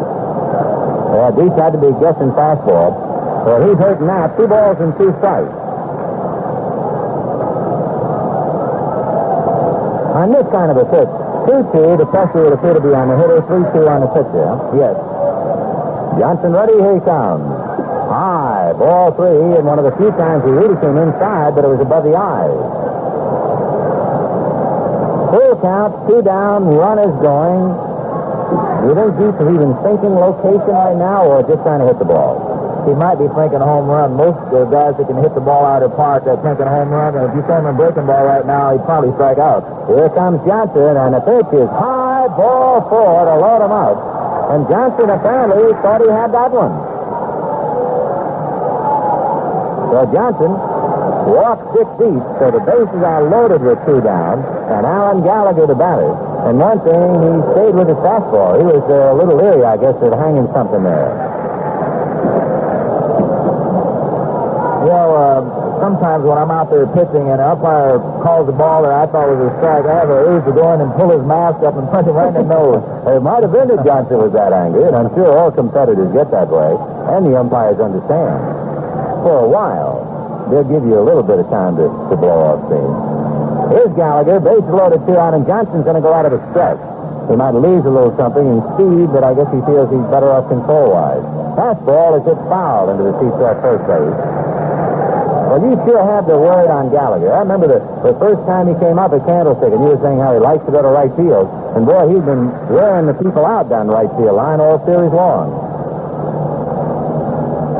20's at third, McCovey at second, Deep at first. 2 out, a run over in the 6th. A 1-1 tie. Johnson out of a stretch. Strike 1 pitch. Fast one low. 1 ball, 1 strike. On deck, Chris Fire.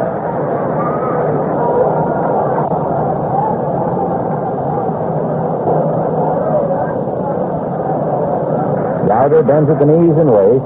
He's up from the knob a little bit. 1-1 to Allen. Next one outside, ball 2, and now Johnson is hurting a bit. He's in a spot where he's just got to throw strike. And there goes Sanguin, bringing him another visit. He's probably saying, Bob, you've got to throw strike. Exactly. Bob's saying, yes, I know it. Yeah, thanks a lot for television. Beal and Miller are throwing back at Johnson. 2-1 to Alan Gallagher. Johnson up on top, shut at the belt. 2-1 pitch is popped in the air, foul off first base. It'll be out of play. Go into the side. Sanguin and Robertson over to take a look. We're talking about trips to the mound, the catcher's going to the mound, the manager's going to the mound, and a lot of times people want to know, what are you talking about? What does the manager say when he comes out there? And many times he comes out here and says, if you don't get this next guy out, I'm going to take it out of the ball game. And I know, although I can't say many players, but there are players who go to the mound just because out of nerves they have to do something to break the spell for a moment. Will's told me about that. Sanguin might just be a nervous guy who has to move around a lot. 2-2 to Alan Gallagher. Johnson, in a big inning for him now, delivers. Gallagher takes just low. He is only missing by this much, but of course you can hang by that much. So a full count, 2 down, the runners will be going. And this, do you think this pitch might decide Johnson's future? If it's ball 4 or base hit, he's on the very edge of coming out, I guess. All right, I'm almost positive if he doesn't get this guy out, they're going to bring somebody else in. Can't afford to give up too many runs in these kind of games, especially against Marshall. Full count. Gallagher waiting. Johnson heaves a sigh, reading Sanguin, now out of the stretch. Gallagher waiting. Runners go, and the pitch is a bouncer over the mound down to Hernandez. He's up with it and throws him out. And the pressure is over for Johnson.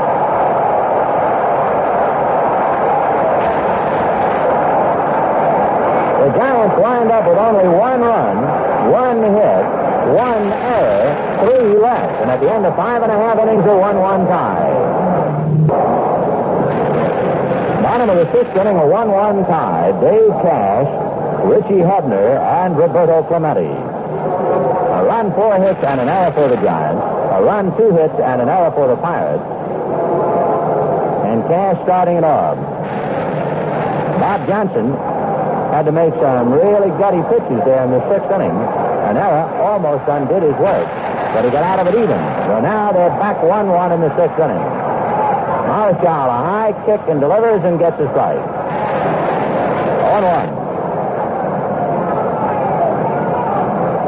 Cash flied to right, grounded to short. He hit the ball to right field pretty hard.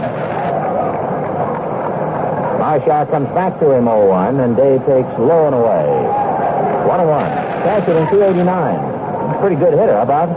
Right. Strange the way Marshall is pitching him. He's pitching him away. I don't like to pitch him away. But we were talking before, and each one of us had a different way of getting a guy out.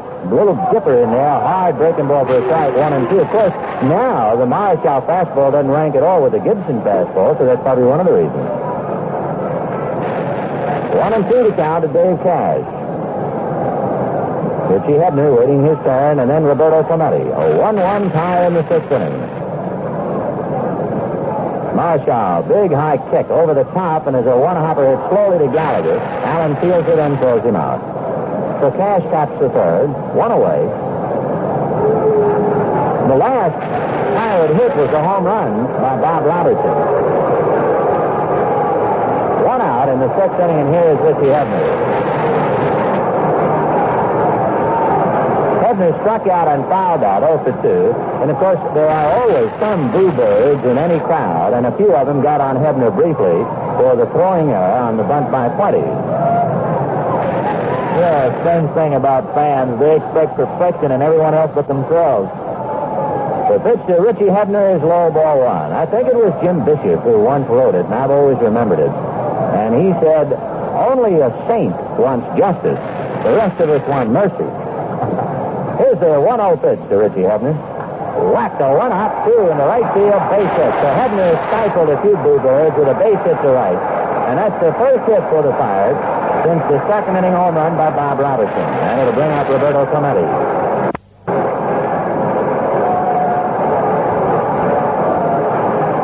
The Giants have 1 run, 4 hits. The Pirates 1 run, 3 hits. Clemente singled up the middle and struck out. He's 1 for 2. Would you think that if he has a chance, Clemente would try to go to right field in this spot? Oh, he's got a normal right field swing anyway. I was just wondering if he would be bunting. Bunting with 1 out. Bunting for a hit, you mean? Yeah, Greg Bunting. Yeah. Okay, let's see. Alan Gallagher playing deep at third, so he could be vulnerable for that. And Marshall, in his very delivery, falls off the mound towards first base. Clemente hitting .341, 1 for 2 today. Hebner short lead at first. He's barely off the bag. The pitch outside and high, ball 1, 1-0. Didn't appear to be Bunting. Roberto backs out and keeps looking at Frank Oshie at third. There might be a play in the works. Well, we saw Mays bunt today, so anything can happen. 1-0 to count.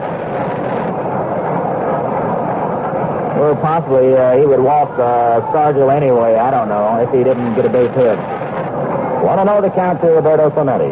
Marshall, a look at Hebner, comes low, ball 2. So one thing, Hebner is barely off the bag at first, so if they have any kind of a play on, he's sure not giving it away by his lead. 2-0 to count. That's one thing I never could understand. When a pitcher's pitching a pretty tough ball game, why the opposition never tries to bunt on him at all. I don't know if they're respecting his fielding ability or they're just being stubborn. Go to first finally. I've always been surprised. Nobody tried to bunt, for instance, on Herb Wilhelm. He's 48 years old, and he pitched in 100-degree weather, and nobody would ever try to get him off the mound. Here's the 2-0 pitch to Clemente. Swung on and missed, 2-1. I would think in St. Louis on a dog day, 100 and some odd, and the Astros are broiling, and you are pitching your heart out and getting by in a close game, I would figure you just have to be bunted on. Maybe you'd fall on your forehead trying to pick one of them up. Yeah, I don't even bother to throw warm-up pitches on those hot days, and that to give you a clue that I don't want to move too much around there. 2-1, the count to Clemente. Marshall looks at Hebner with that little lead. Now the 2-1 pitch to a ground ball down to second. Curtis doubles, hits, and has no play.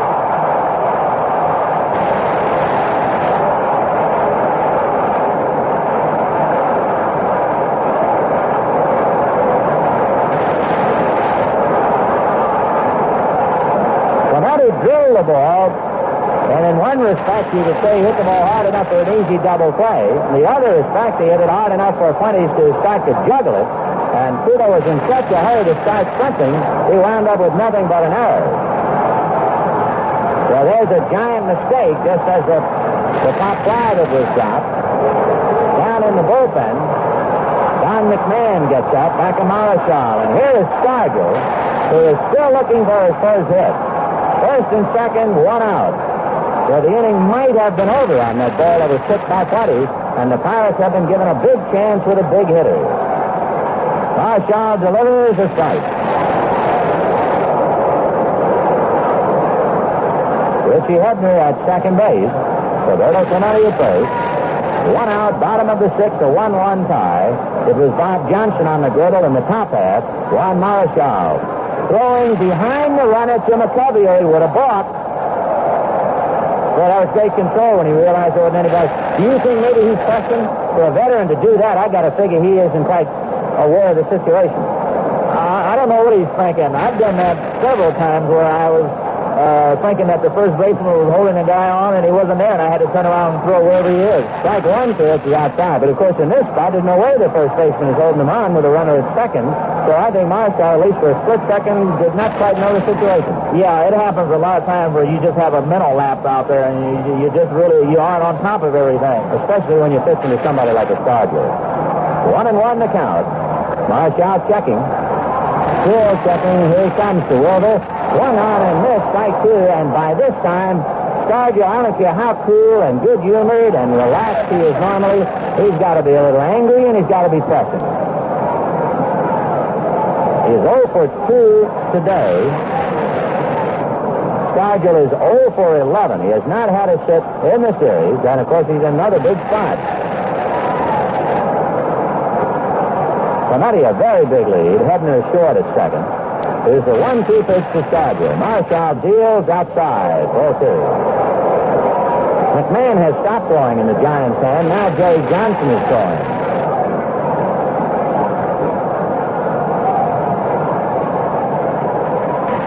A 1-1 tie. Bottom of the 6th, 1 out.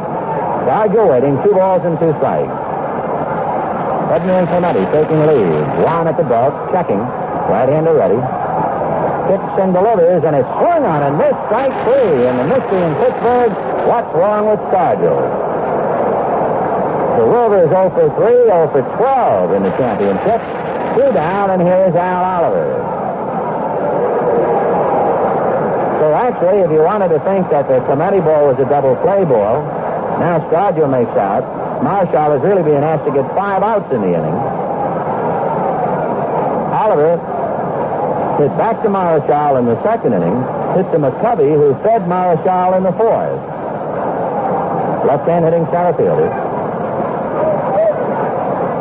Clemente taking a tremendous lead with a runner at second who does not run too well. You wonder why he's so far. He's now moving McCovey with a left-hand hitter up Willie's deep and guarding the line. And now Oliver, tired of waiting, backs out.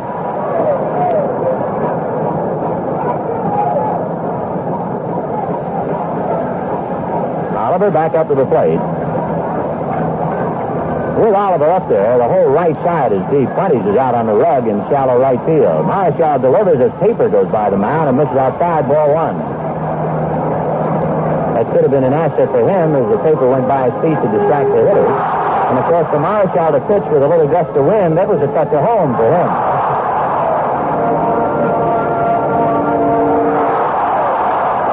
Juan ready. Checking, and the 1-0 pitch to Oliver. Screwball miss, ball 2. On deck, Bob Robertson. There has been a one-man gang so far for Pittsburgh. There's one thing about this Pittsburgh lineup, you're never really out of trouble until you get down to the 8th or 9th man. Yeah, there's a good hitter all the time, just about. Marshall at the belt. The 2-0 pitch to Al Oliver is a ground ball deep to first to McCovey. He feeds Marshall covering, and he's out of the inning. And for Juan, it should be pointed out, he has not walked a batter in 6 innings, so he's right on his game. No runs, 1 hit, an error, 2 left. And at the end of 6, Giants 1, Pirates 1. As we go to the 7th inning, Vin Scully along with Bob Gibson from Three Rivers Stadium in Pittsburgh. Fine ball game. Bob Johnson, who was dropped in at the start when Nelson Briles was unable to answer the bell, and Juan Marichal, and they're all locked up at 1 apiece. The Giants 1 run, 4 hits, 2 errors. The Pirates 1 run, 3 hits, and 1 error. The Giants will have Chris Spire, Juan Marichal, and then Kenny Henderson. In the regular season, by the way, the Giants made 179 errors. The Pirates only 131. So the Pirates would figure to be the better team defensively. Johnson delivers, and Spire rolls 1 to short. Hernandez on the run, throws low, but it's scooped out by Robertson, 1 away. Luke Walker, young left-hander, throwing in the Pirate bullpen. He might be just getting in some work. Walker, a starter, a long man. When they want a spot left-hander, they usually use Bob Veal. It should also be pointed out in a tie, Johnson is due to bat 4th in the 7th inning. And as a thinking hitter, they're giving Walker plenty of time to warm up. Here's Juan Marichal. 1 out in the 7th inning, a 1-1 tie.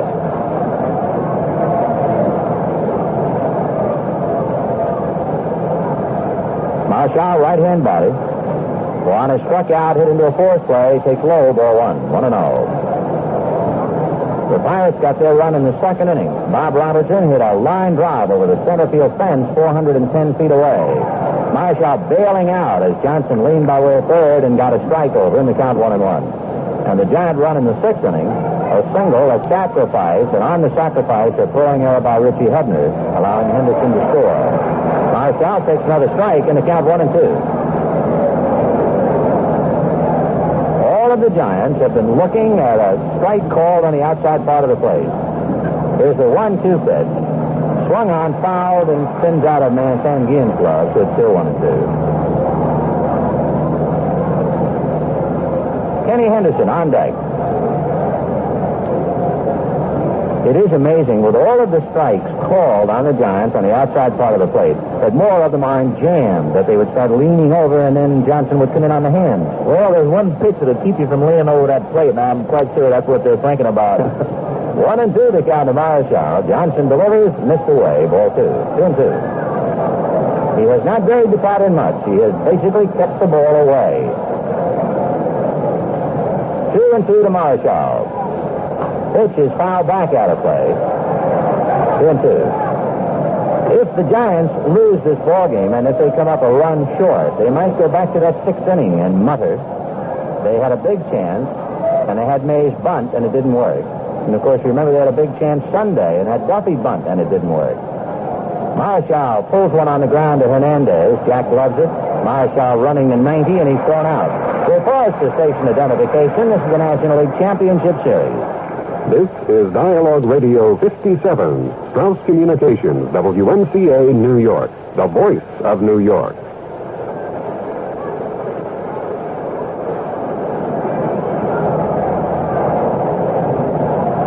Kenny Henderson coming up. 2 down, 7th inning, a 1-1 tie. Henderson grounded out, slide to left, single to center, and worked his way around to score the only Giant run. Hebner plays him up a step inside the bag at third. Johnson delivers. Outside and high, ball 1. I wonder if it's hard for Johnson. He's made so many pitches to right-hand batters. Henderson takes a strike. He's made so many pitches outside to right-hand batters. I wonder if he suddenly finds it hard to throw outside to a left-hander. It does work that way. I can throw the ball outside to a left-hander pretty easily, but when I want to come in that same spot to the right-hander, I can't do it because I'm used to pitching him away, and it works that way. I guess you're throwing against your habit there, as he was. The 2-1 pitch, a strike. 2-2, and Henderson's a little annoyed. 2-2 to count. Of course, you know, we all have a tendency to say the hitter's a little annoyed, backed out. It's going to be a rare day in June where the hitter's going to turn to the plate umpire on a strike and say, great call. So he just backed out. 2-2. Robertson deep at first, guarding the line against an extra base hit. And the 2-2 pitch is taken, strike 3 called. Boy, the Giants are taking Johnson right down to the end, and they're paying the bill. That's the 7th strikeout for Bob. And at the end of 6.5 innings, a 1-1 tie. We go to the bottom of the 7th inning, a 1-1 tie. Juan Marshall and Bob Johnson. Jim Scully along with Bob Gibson sending it to you. Noticing a couple of banners here at Three Rivers, most of them in right field. One says the great one, 21, and of course that's Roberto Clemente. There's another sign that reads, Roberto Clemente doesn't miss any. There's another saying, go Bucks. Still another, outbox the Fox, beat 'em Bucks, and of course that Fox would be Charlie. And there's a banner we see now draped over the balcony in left, and that's a go Bucks sign. Bob Robertson will start it off. Robertson homered to give him 3 consecutive home runs, 2 from Sunday, and 4 home runs in his last 5 at-bats. The last time up he grounded out. Marshall takes off his cap, turns it back on home plate for a moment, and Bob Robertson will be checking into the plate. Yeah, I haven't had a lot of problems with Robertson when I pitched to him, but watching him over his last 2 or 3 days, I might be a little nervous the next time. That's right, that's the bill you're going to pay for looking at him at those home runs. Because luckily you got the winter to forget about it. Marshall ready, low kick, which means a sidearmer, swung on and missed, 0-1. Juan Marshall and Bob Johnson. I told you that Johnson's spot is due up fourth, and if they hit, they've got the man ready. Dave Jussie is now throwing, and he's the number 1 relief man. Strike 1 pitch outside, 1 ball, 1 strike. I'll say one thing, Bob Johnson has done a sensational job for a guy who didn't figure to pitch, and was suddenly forced to go to the mound in the first inning when Nelson Biles could not even start. Johnson sees his leadoff man Robertson pop up to Tito Fuentes, and Tito makes the catch with the out, so 1 away, and Manny Sanguin will be the batter. Johnson's name had never come up. In fact, the only time Johnson had thrown a ball at all, he threw in the bullpen early back at Steve Blass in the first game. The boy, he's the man of the hour in Pittsburgh. And he's pitching a great ball game against the toughest customer, Juan Marshall. Manny Sanguin Grounded out and hit the fly ball to right field. That Bobby Bonds drop. A little more complicated than that. That was when Tito Fuentes called for it right away and then found out he had called too soon. Marshall's pitch outside and high. Ball one. Warren cocks his head at Lee Wire as if I thought that was in there. 1-0.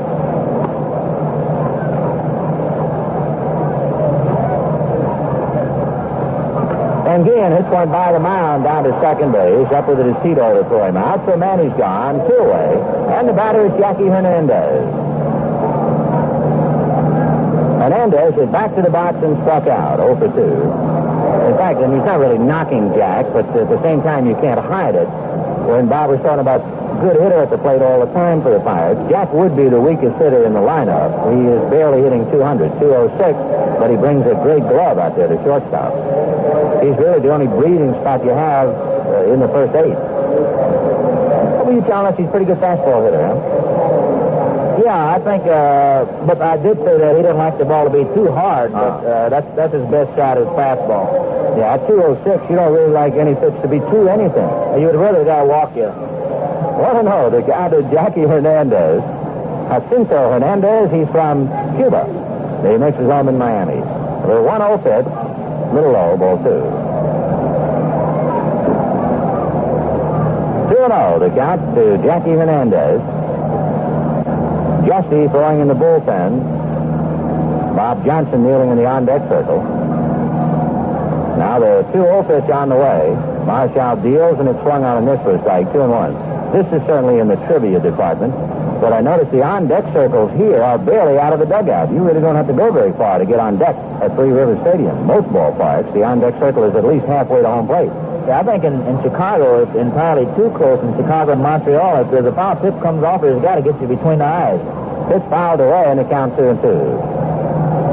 Does it bother you at all, Bob, on a hot day because the rules state you must get out there in the on-deck circle? No, not really. You're only out there for a couple of seconds. You're kneeling down. It doesn't bother that much. Of course, Leo tried to beat that. He would put supposedly a pinch hitter out there for his pitcher. And the umpires had to let him get away with it because who's to say the guy wouldn't get a pinch hit? If anybody's going to get around, then Leo will. Yeah, that's a sin. 2-2, the count to number 2, Jackie Hernandez. 2 out in the 7th, a 1-1 tie. Marshall ready, low kick, sidearmer outside, ball 3. If they want to beat that loophole, they would make the pinch hitter kneel alongside the pitcher then. That way you got everything covered. But there's no problem here. Full count to Jackie Hernandez. Marshall trying to get him, and in the inning. 3-2 pitch to Jack. Sidearmer, half swing foul, and the bat goes out to the mound, and it's picked up by 1. 3-2 the count. You ever been hit by a bat? No, I haven't. I can remember in the World Series in 1954 against the Yankees, a bat was flung out, and I jumped, and I was over it about 2 feet when I went right over the mound, right over the top. What about a broken bat? Any piece of it ever come close? No. A friend of yours really got hit one time with a broken bat, Larry Jackson. 3-2 pitch on the way. Pops in the air, foul off to the right of the plate. Coming over his seats, he almost goes into the dugout and makes the catch for the out. That's a comforting thing here. You can go right into the dugout without falling down into a dugout. So Hernandez fouls out. The Bucks are gone in order. And at the end of 7, a 1-1 tie. Say, all of you guys and gals out there, the best way to enjoy Tell your local Red Cross about it. Vin Scully and Bob Gibson visiting with you from Three River Stadium in Pittsburgh. We go to the 8th in a fine ball game, a 1-1 tie, and the paid attendance, 38,322. Tito Fuentes, switch hitting second baseman, starts it off. He'll be followed by Willie Mays and then Willie McCovey.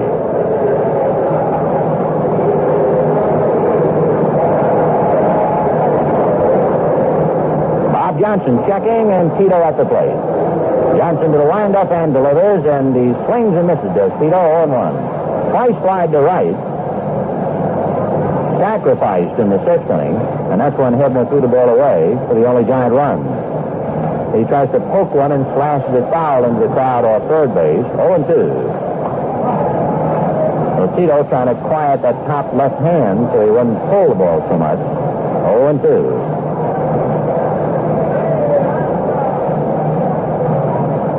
Johnson ready and delivers, and he pulls a ground ball to the hole over to plug it up his cast. Close play, and he just did get him. Right there was Andy Olson to call it. Tito thought he had to play beaten. One away, and Willie Mays the batter. Mays struck out in the first inning, grounded to short in the fourth, and bunted in the sixth. He was thrown out. Winters, who was at second base, could not advance on the bunt, so Willie was charged with a time at bat. Otherwise, he would have been sacrificing. Bob Miller and Luke Walker are throwing in the Pirate bullpen. Mays takes in the dirt, ball one. Mays can still thump him. He hit one out Sunday at Candlestick. Here's the 1-1 pitch to Mays. High pop foul off to the left of the plate, and that should go back into the crowd out of play. That's one of the few times that Johnson came in a little bit on a hitter in quite a while, especially somebody of the stature of Mays.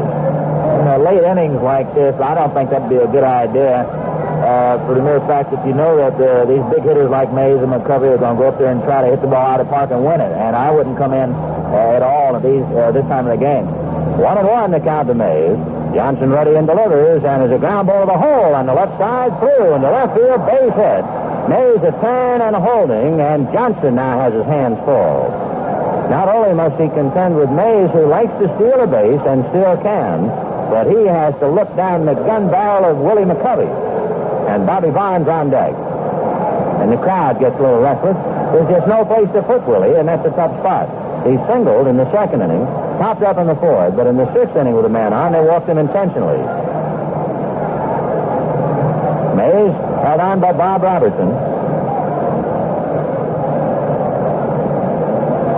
Mays takes his lead. The pitch to McCovey, foul back, 0-1. Mays this year, despite the fact he's playing the back nine in baseball, he has stolen 23 bases and been caught only 3.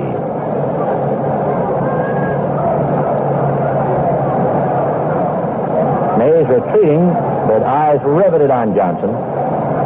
Now he takes a bigger lead as Johnson goes set at the belt and delivers. McCovey takes a little high. 1-1.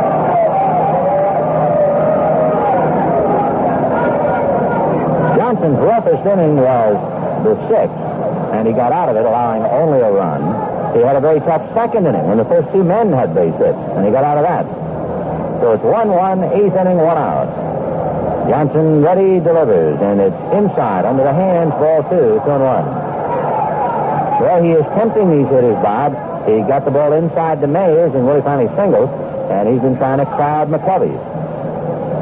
Now, that's a high wire act in a windstorm. It's a very difficult way to pitch. McCovey waiting, 2-1.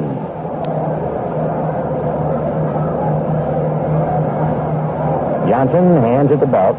Comes to McCovey on the hands, and there's a fly ball to right field. He didn't get enough of it, and Clemente will catch it for the out. I'm wrong again. No, not wrong. He just had a little more than we thought. It was dangerous when you realized McCovey could hit the ball in on the handle that far. You realize just how close Johnson came to giving up 2 runs. Down, here's Bobby Bonds. I've broken McCovey's bat coming inside, and he's hit the ball out of the ballpark on me. People can't believe that, I'm sure. He broke his bat and hit a home run. Here's Bobby Bonds. Now you got to watch out for Mays trying to steal. This is the spot for it. If he's thinking steal, he'll be trying to go. Johnson is. He turns and throws to first immediately.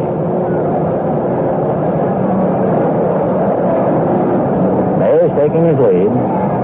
Bobby Bonds waiting. Johnson at the belt. Turns, and he drives Mays back. Of course, among other things, he's probably doing to Mays what most pitchers do to Will. He's at that age where you just keep running him to tire him out. Johnson watching Mays again. He doesn't go. Bonds takes in the dirt. Ball 1. Go to first, and Mays just did get back. Boy, Sanguian hurried that thing to Robertson. Now, Willie just did get to the bag. 1-0 the count. Bobby Bonds singled and struck out twice. Dick Deese on deck.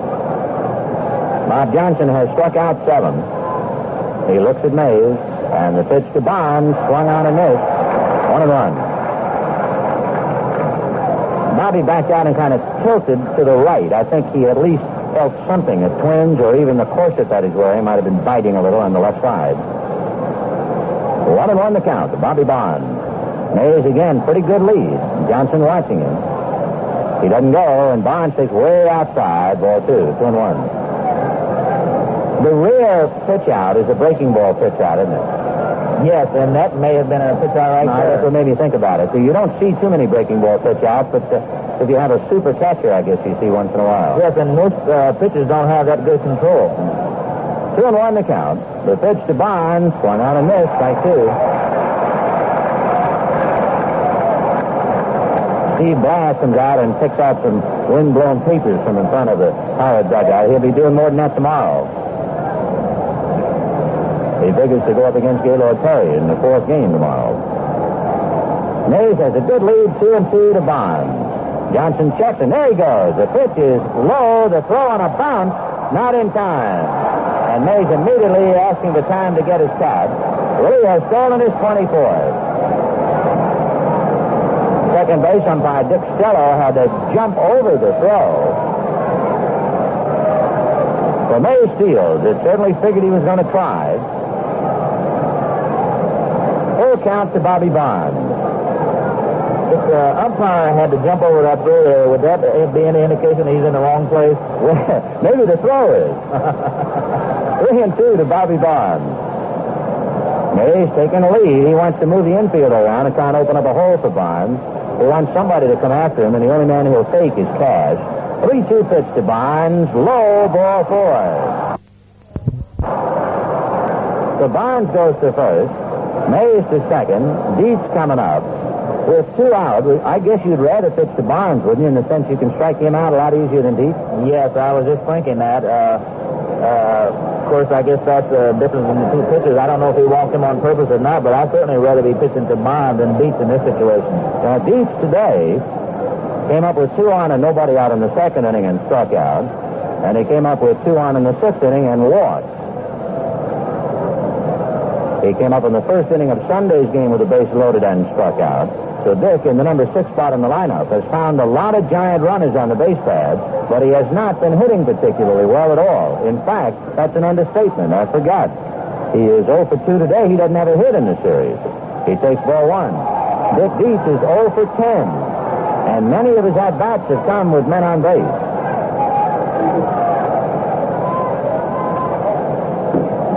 Dick did not hit well against the Pirates. He hit under 230 against them during the year. The pitch to Dietz, very high.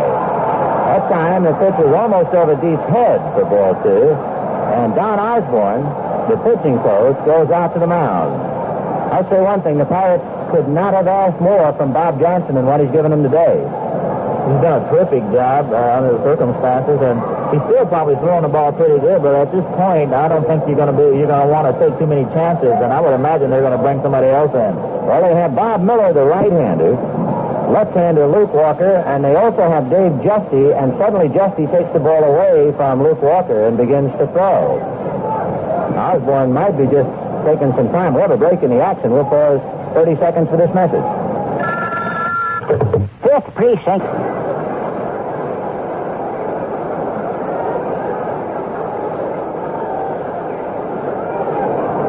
All right, the stage is set here at Three Rivers. Willie Mays at second base, Bobby Bonds at first, 2 out in the 8th inning, a 1-1 tie, 2 balls and no strikes to Dick Dietz, and after a lengthy meeting, they're staying with Johnson. Bob delivers, Dietz squirts one, a 2-hopper down to Cash. He feeds Hernandez, and the inning is over. So there are 2 fellas in this series who are hurting their clubs with the bat. Will Biscarjo, who is a roadblock for the Pirates, and Dick Dietz, who cannot come up with a timely hit for the Giants. No runs, 1 hit, and 2 left. And at the end of 7.5 innings, Giants 1, Pirates 1.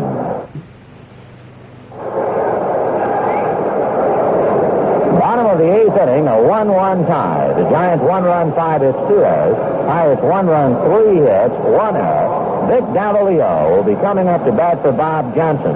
And, of course, you are teammates of Vic, so you know all about him, Bob. Yes, Vic is a first ball, fastball hitter. He can pull a ball. He can hit out of the ballpark. He's real fast. He's after butt. So you just don't know how to play him right now. Why is it he's not playing regularly? He can do all. Is he a bad fielder? No, he's not. It's just that they got a couple other guys there that are hitting 300 and driving in 100 runs. It's kind of tough to crack the lineup. All right, Big Davalillo, one of the outstanding pinch hitters in the game. He set a record as a pinch hitter when he was Bob Gibson's teammate in St. Louis. Oddly enough, in setting the record, he had to break the record formerly held by his manager at the time, Red Cheney. Davalillo has had one at-bat in the championship. He came up with 2 on in a big spot against Perry and might have had a base hit to tie up the game. He had a high bouncer over the mound, and Perry leaped in the air and got his fingertips on it, slowed it down for a Fuentes to turn it into a 4 play. So Davalillo, left-hand batter, hitting .285 with a home run, 33 RBIs, an outstanding pinch hitter at the plate. Marshall delivers a strike, turned it over, got her in the outside part, and the count 0-1. Dave Justy, the number 1 Pirate reliever, getting ready to pitch to the Giants in the 9th. 0-1 to Davalillo. Strike 1 pitch. Waved out in this. Strike 2. You know, that's interesting. The pitches he's thrown, Davalillo, I'm not considered a change-up pitcher. The last 2 times I got him out, both were with change-up. And Davalillo was wide open on that last swing. That right shoulder came out of there almost before the pitch got up to the plate. Here's a strike 2 pitch to Vick. Outside, ball 1, 1-2. And that was kind of a showcase fastball just to let him know that Marshall can still throw it. Jerry Johnson gets up down in the Giant bullpen. John Cumberland joins him. The pitch to Davalillo. Swung on and missed strike 3. He doesn't strike out too often, so Marshall still has plenty left. 1 away. Dave Cash, the batter.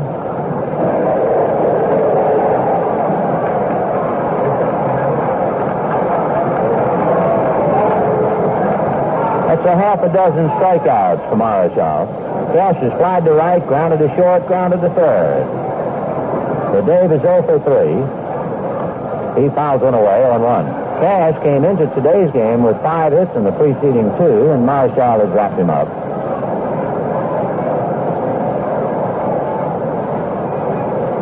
Cash was 5 for 10 until today. Takes high, 1 ball, 1 strike. Dave Justy will make his second appearance in this championship series. He'll be pitching the 9th inning. He is due to pitch to Alan Gallagher, Chris Spire, and Juan Marshall. 1-1 pitch on the way. Fouled away, 1-2.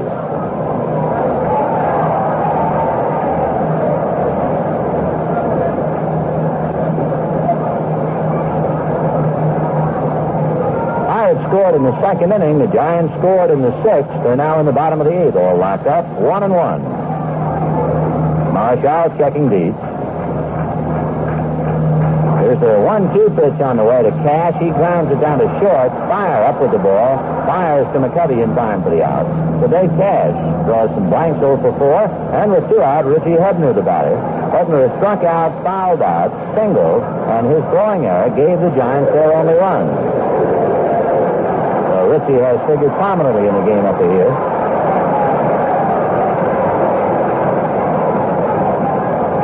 Marshall has allowed 1 hit since the home run in the 2nd inning. That's all. And he's allowed only 3 hits in the game. So as usual, he has risen to the occasion. The pitch to Richie Hebner, outside, ball 1. Bob Robertson, you can't say enough for the job he did. Nelson Biles had a pulled hamstring, thought he was all right, went to the bullpen to start warming up for the game and couldn't make it. The 1-0 pitch to Hebner. Ground ball foul outside of first, and he broke his bat. 1-1. I think, I'm only guessing that time, that was a screwball inside, and that Hebner cracked the bat with it. So he has to get another 6. Richie has disappeared into the Pirate dugout. The paid attendance, 38,342. That is far below capacity. You know, last year when the Pirates were in it, in the championship, they did not fill their stadium.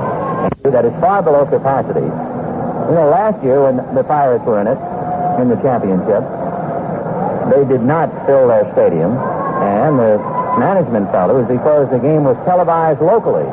So this year, the game was blacked out in the Pittsburgh area for a radius of 50 miles or so, but they have still missed. The pitch is a strike on the outside corner, 1-2.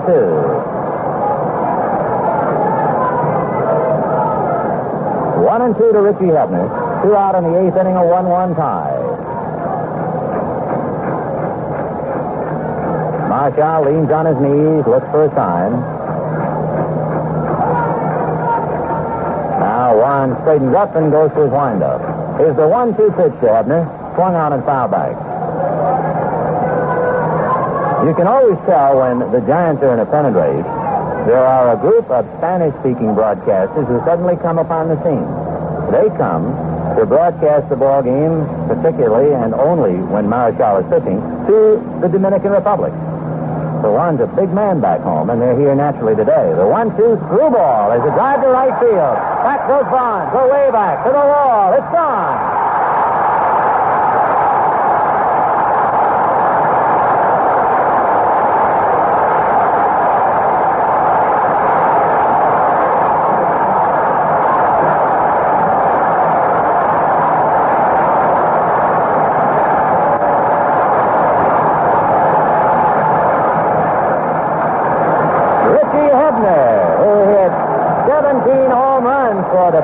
During the regular season, has hit it out, and the Bucks have taken a 2-1 lead.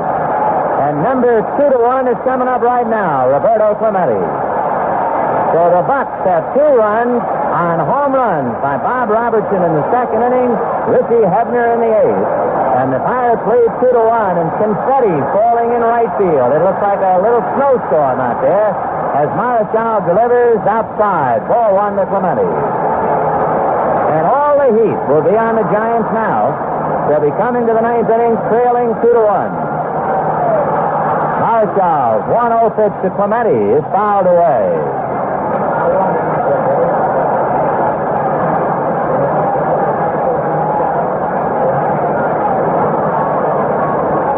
The count to Roberto Clemente. So Marshall, who had given up 27 home runs this year, has given up 2 today, and is just enough to beat him. He's down 2-1 in the 8th inning. So Warren has allowed 29 home runs. Let's pause the station identification. This is the National League Championship Series. This is Dialogue Radio 57, Strauss Communications, WNCA, New York, the voice of New York. The pitch to Clemente is poked on the ground to Fuentes. Tito up with it and throws him out. But the damage has been done. The Pirates a run on ahead. A home run by Hebner. And at the end of 8, Pirates 2, Giants 1. He's on your side. He's on your side. He's on your side. He's on your side. Cooperate with me. Got a job that's pretty hard to do. You know the team before you hold along. Let's get together now and sing this song. He's on your side. He's on your side. Yes, the man in blue is on your side, and he has a tough job to do for all of us. You know the scene, so won't you help him along? Cooperate with the New York City police officer in your neighborhood.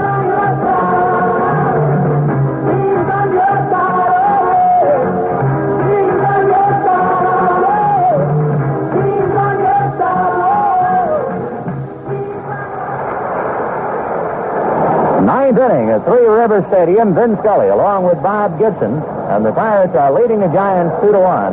Dave Justy, 5 and 6.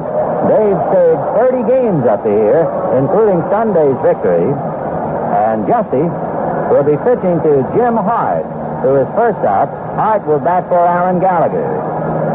This broadcast and all during the National League, and thanks to the National League, will be sent on American Forces Radio, over 400 stations around the world, in Europe, the Middle East, all of Latin America, the Caribbean, covering Alaska, Greenland, Iceland, Arctic and Antarctic, all the Pacific bases, the Philippines, Korea, Japan, Thailand, Vietnam, by 3 methods: shortwave, voice cable, and voice satellite to Europe. And, Bob, you've got some plans, haven't you, to go to the Philippines? That's right. As soon as the World Series is over, I'm going to Philippines, Guam, Okinawa, and Japan. Well, you'll need a lot of the folks then who have been listening to the ball game. Here is Jim Hard batting for Alan Gallagher, and the Giants are down. The Pirates 2, Giants 1 in the ninth. Fastball fouled away on 1. Bob, what's the way to pitch to Hard? Jim Hart is another one of those hitters that likes to get the ball up and away from him. He's very strong. If you can get it down and away, you're all right, but I like to come in on him. The strike one pitch is in the dirt. 1 ball, 1 strike. Dave Jesse, right-hander, who first came on the scene with Houston. He came out of Syracuse University. He was a teammate of yours. Jesse, yes. 1-1 pitch on the way. Here's a line drive into left center field. Scargill goes to the track and makes the catch.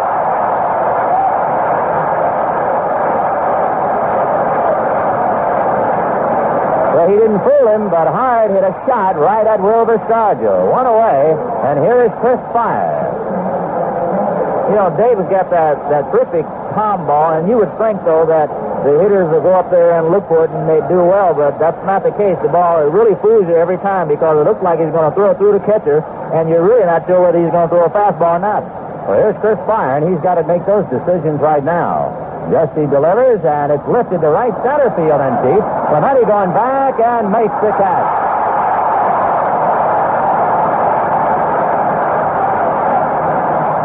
On the message board, it says, beat 'em, Buck, beat 'em, Buck. They've got 1 out to go before they can beat him. And standing with his foot in the door is a big kid, Dave Kingman, who will come up and bat for Marischal.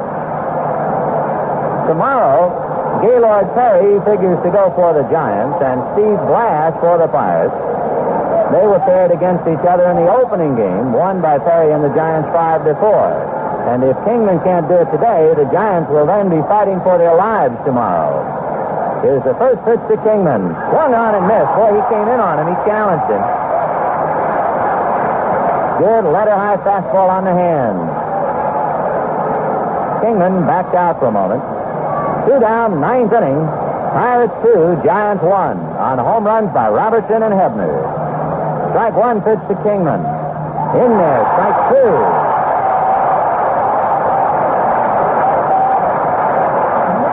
Dave Justy standing in the sunshine. Dave Kingman in the shadows at home plate.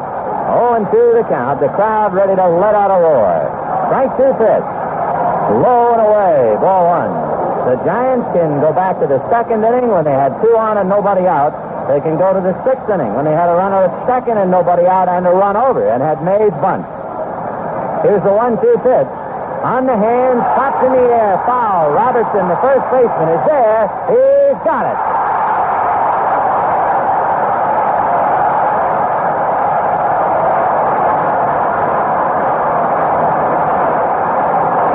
Dave Kingman is jammed and fouls out to Bob Robertson. And the Pirates have beaten the Giants 2-1. We'll be back in